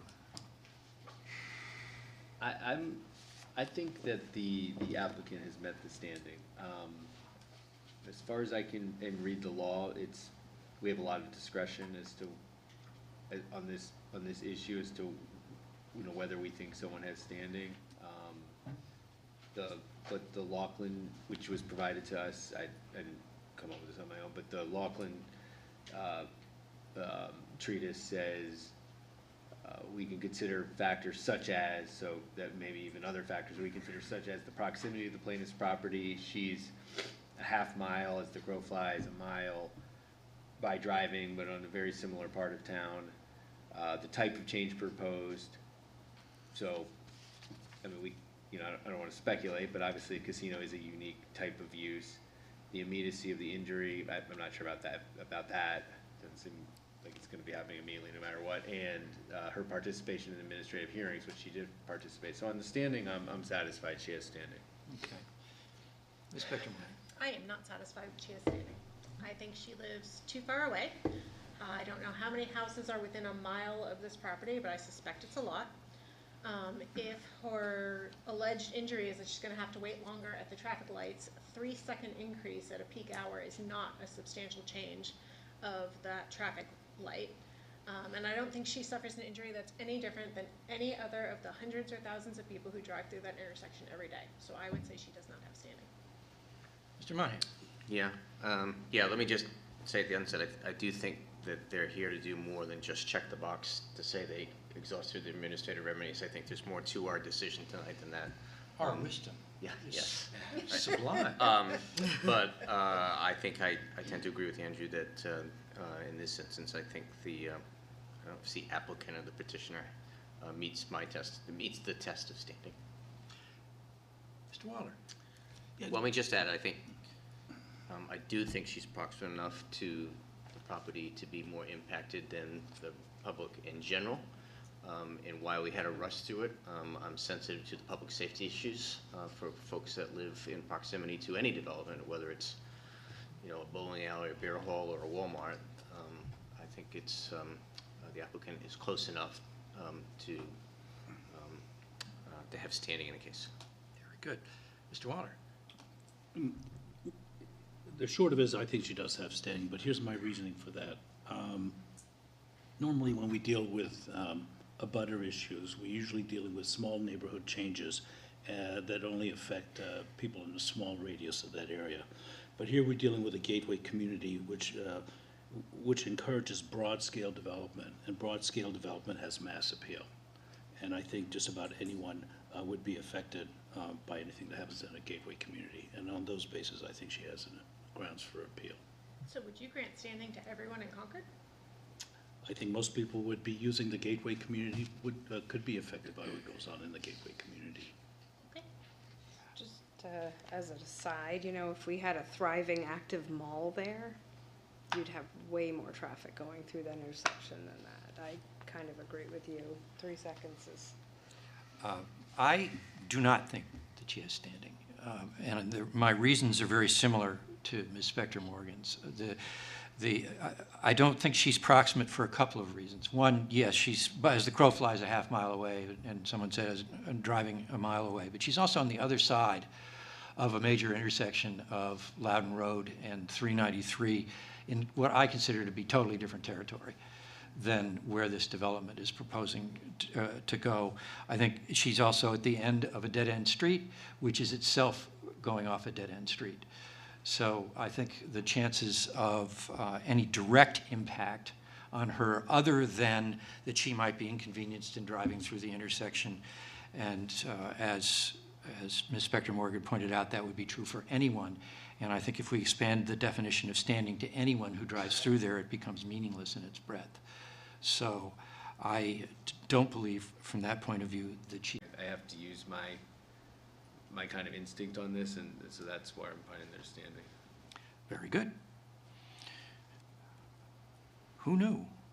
When I went to architecture school, I'd be talking about this. Any further discussion? All those in the favor of the motion to find that there is standing, that the appellant has standing, please say aye. Aye. Aye. All those opposed? No. No. The vote is 3-2. The motion carries. Let's move on to the question of timeliness. I'm going to start this one at Mr. Wallner's end of the table. I think that when we look at the final date of the planning board approval, which is what, June 21st? I think that's my trigger date for within the timeline for appeal. So do you think she made it or not? I think she did. Okay. Yeah, I'm struggling with this one. I think that there, and I want to listen to others on this too. I do think the decision to move forward with the application signaled that there was a completeness determination. I don't know necessarily that determination though prevents, it being deliberated and testified to during the process. So that's where I'm struggling with. Was that completeness determination a final determination, and maybe that's for a court to decide? But I do think there's some threshold issues that if you get to the point where your application is, if there is a vote by the planning board to accept it as complete and begin the process, it has to provide some certainty to the applicant that it's not going to be revisited later. Now that may be a accident of the ordinance, but it's what's I think we're dealing with. But again, I want to hear from my colleagues about their view on that. Ms. Spector Morgan? I don't think the appeal is timely.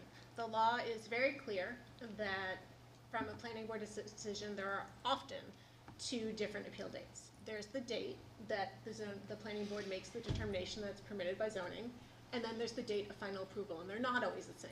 And in Concord, by regulation, they are clearly not the same, because the site plan regulations say for an application to be determined to be complete, and complete at the planning board level means they can take jurisdiction over it. For the application to be determined complete, the proposed application must be in conformity with the zoning ordinance at the time the notices are mailed to the abutters. The planning board found this was complete on July 18th. By doing that, it had to find this was a permitted use. An appeal was therefore due within 30 days of that decision, not the June decision. So I don't think it was timely. You said January 18th. January 18th. January 18th, not July January 18th. 18th. Yeah. And So it did- would have had to have been by February. And when that decision was made, did they have the benefit of public input? They don't need to have the benefit of public input on completeness. That is a preliminary issue, and the Supreme Court has held they don't have to take any input on that. Sure, the Supreme Court will look at this again, so I don't want to be driven by that. I'm just trying to look from a practical effect of the transparency to the public. Did they have the opportunity to comment on the completeness decision, or was it made without the benefit of public participation? I don't know, and I don't think it matters, because the decision was made, and that is the appeal trigger. And so Chavanovich says you knew or should have known, and whether they knew or not, they should have known. Mr. Winters? I'm not happy about this issue because I am sensitive to the applicant's Developer. Appellant. The developers.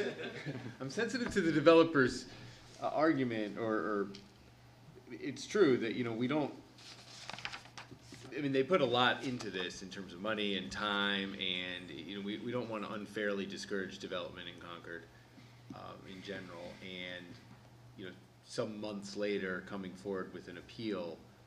But I also do understand, the two of yours points that, you know, essentially as a matter of law, if you apply our ordinance and you look at what the planning board actually did, they must have concluded it was a proper use. But I just don't think that even with I mean, let alone plenty of people could have standing who don't have counsel, and I don't know if she had counsel at the time or hired counsel later, but I just think that requires quite an inference to sort of put that together. So it's the should have known piece that I have a problem with. I think, I mean, if you're by making that decision clear cut, that this is our decision, we're not from asking. Attorney Cronin, it sounds like it was. It sounds like someone said that night, this means no variance is required. You did, they did. It's this That was what- statement from that was Hicks what- that, No, it was also Heather Shank. I'm looking at the Do you minutes want the here. minutes? I mean, Yes, I would love the minutes. what's the exact quote? So, Dr. Hatton has them. Okay. so on January 18th, 2023, the minutes indicate that Mr. Hicks confirmed that this is a gateway performance district and all uses being applied for are permitted uses. He noted that no variances, waivers, or conditional use permits are required. And then there's another paragraph with Ms. Shank confirming that that is indeed the case. So when and that was the evening they made their completeness determination. So on the evening they made that determination, they asserted that this is a permitted use. I don't know how it gets any clearer than that. In January of 2023. January 18th of 2023. So that was at a public correct. planning board meeting. That was at a public planning board meeting. All set? Or did you have more you want to say? No, I'm actually trying to, I'm reading. You watching the game? No, I'm looking at, I'm looking at the minutes. Yes. Yeah. No, I can vouch for him, he's reading stuff. Yeah. The no. score is, no, I'm just kidding. Yeah, I'm trying to toggle back between her memo, her reply on that, but no, I see that. So that was said at the January meeting on the public record. Was indeed, yes. Yeah, I'm not, I don't like how it's done just because, like, we know how these meetings go. Like, people say, you know, there's a lot of back and forth, and it's not really made crystal clear to the public that that's a decision, but I do see the point. But I don't think it's up to us to redetermine how the city's process is. I mean, I'm not voting tonight, but, right? I mean, Well, we're voting. I'm not voting, right. but That doesn't mean you can't weigh in. You can wait. Right, I mean, and- yeah. Go ahead, sorry. I think if it was clearly stated at a public meeting, it is at that point, that opportunity to say, if I object to this, how do I follow through? That's your public opportunity to make your objections known. I would suspect, and I was not, I don't know if it'll be reflected in minutes, but I think the sense probably was that And we when the still have the planning board third made the decision that Component and. it was complete, they were also probably said, and this isn't the end of it, we're gonna have a lot of process that takes place after tonight, which to the unschooled citizen who showed up, it may have appeared that, okay, fine, I'll let it play out and see what I can learn, and they might not have been aware that their appeal of that decision would exhaust in 30 days, and you're probably right. That's ignorance of the law, not ignorance of the facts. And ignorance of the law is not a basis to grant someone timeliness. I don't know about that. I mean, ignorance. Yeah, I'm not gonna have a legal dispute with you tonight. I'm just trying to better understand the practical impacts See, on the public process. I really think we should have wigs and robes up here, right? I mean, ignorance of the law is not a defense to criminal conduct. That's what the ignorance of the law means. I've never heard an ignorance of the law applied to a timeliness case. Oh, the Tavanovich case. Let me just Yeah. get one more set of cards on the table here, and then we can continue to talk about it. I'm inclined to agree once again with Ms. Spector Morgan. The ordinance is pretty clear. And I don't think it's I certainly can understand concerns about whether the process was 100% clear to a layman, which is true of just about anything that goes on in these kinds of activities. And it certainly would behoove the city, perhaps now that this is, question's been raised in the future, to make it clear at the beginning of when planning boards take up the case, or our planning board agrees to take up a case, that means that they're agreeing that the zoning is resolved. In case anybody wants to appeal that, maybe they should throw that in. But that, to my mind, does not mean that we can countermand what is a pretty clear element in our own ordinances, which says that the bell rings at the time that the board takes up the case. The board has said that they believe that it's a done deal, the zoning is acceptable. This has never come up in my 104 years in the zoning board, and I suspect it hasn't, is because everybody understands that. It never gets to the planning board until it's been blessed by code enforcement. And if it's obviously the case that, from the point of view of code enforcement, that it's allowed, then they don't bother talking to us about it. If they did, we'd have to deal with every single development in the city. So I think there's a practical reason why it's set up the way it is. I do think it also has to do with courtesy or consideration for appellants, that they not be in jeopardy of some precondition not having been met, that they were making an assumption had been met, and that they had reason to think had been met. By the zoning ordinance, they did say that. So I don't have minutes. Was there a vote of the planning board that the application was complete? Yes. And was it unanimous? I think it was. But again, it's probably procedural, right? Yeah. Wouldn't matter if it weren't. It doesn't matter, but Dr. Hutton can tell us. I don't get to take things back if I don't vote for it. Mm-hmm. It's immaterial. Yeah. Okay. Any other discussion? I think we've covered the ground pretty well here. Would anyone care to make a motion? I'll make a motion. I would vote to find that we don't have jurisdiction over the appeal because it was not timely filed, because it was not filed within 30 days of January 18th, 2023, which is the date the planning board made the use determination. Is there a second? I'll second. Moved and seconded. And I don't know where this legal issue comes out, but I'm going to, discussion of the motion part, I'm going to discuss here. There was the case of, was it? Accurate Transport? Accurate Transport and Atwater. But it was Accurate Transport where they said that it didn't happen until the final decision was made. But that was in a town that did not have the regulation that we have. So I don't see, at least as a layman's view of the law, why that would preclude Concord enforcing the regulation that did have, unless somebody can show me a case otherwise. Who knows? Maybe one will come along, but we're not aware of it. Yeah. Okay, we have a motion on the floor. We have a second, and the chair has run his mouth long enough. Would you all care to vote? I'm going to vote that it is not timely, but just to explain for the record, I think that I'm trying to find that balance between the expectations of the developer and their ability and their rights to move forward unfeathered, and the transparency of the process to the public. So it's been a tough decision, and I'm generally uncomfortable. I don't feel as though I'm a judge in a judicial tribunal, so asking me to interpret the law and throwing Supreme Court cases at me is challenging to base my decision on it. So I want the record. Some judges feel the same way. I'm not putting that in the record. Okay. Apparently I just did. All right. Everyone in favor of the motion, please say aye. Aye.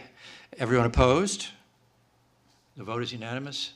We find that the application is untimely, and I believe what that means is that we cannot proceed to the third question because we have decided we do not have jurisdiction. Thank you, ladies and gentlemen. That was a lot of work, that case, and I appreciate you all. Did you have to discuss the third part? Nope. No. Okay. Because we don't have jurisdiction. That's right. Did we Okay. vote? You said that before. Anything else we need to deal with tonight, Tracy? Minutes? No. The minutes are in your packets for the next meeting, which I have with me tonight. I've been saving on mileage, having these meetings so close together. It was noted earlier that you do have 12 cases in November. Is there a desire to split that meeting? Would you do me a favor? Yes? Have I seen the list of cases? No, I haven't done the agenda yet. applications in one month. The deadline was just on Monday, so I haven't. put Okay. the agenda, but I can send you a draft of them all. Yeah. Is it Are 12? they all not- signed cases? is it like Are they- 12 or are they all garages, these or- Are they all cases? 980 square foot Right. ADU I- cases? If I could have a look at them, maybe on behalf of the board, I'll make a You know what was recommendation. interesting about that too? I mean, I'd like to do it all in one night. I mean, look, it's only 43,000 square foot 8:30 building. right now. Which one is the casino? Yeah, maybe we can do it all in That's one less night. than two churches. Yep. But again, it really We'll look depends at on it. what those cases. Yeah, Like, if when you they're, think It is a about the mix, size of so it, I'll it's put really the not that agenda big. together. if they're all Plessy versus Ferguson, we're gonna be here a while. Like, I think they're picturing like Taj Mahal or something. That's all I had. Like, No, 'cause I- to the average person, 43,000 square feet sounds huge. Oh, yeah, most, That's, I got it. Now that I know exactly what, like, It's about 25,000. like 20 average. Good And enough. opposed, there's, reasonable sized houses. We're adjourned. Yes. Adjourned. And you're not coming next week, right?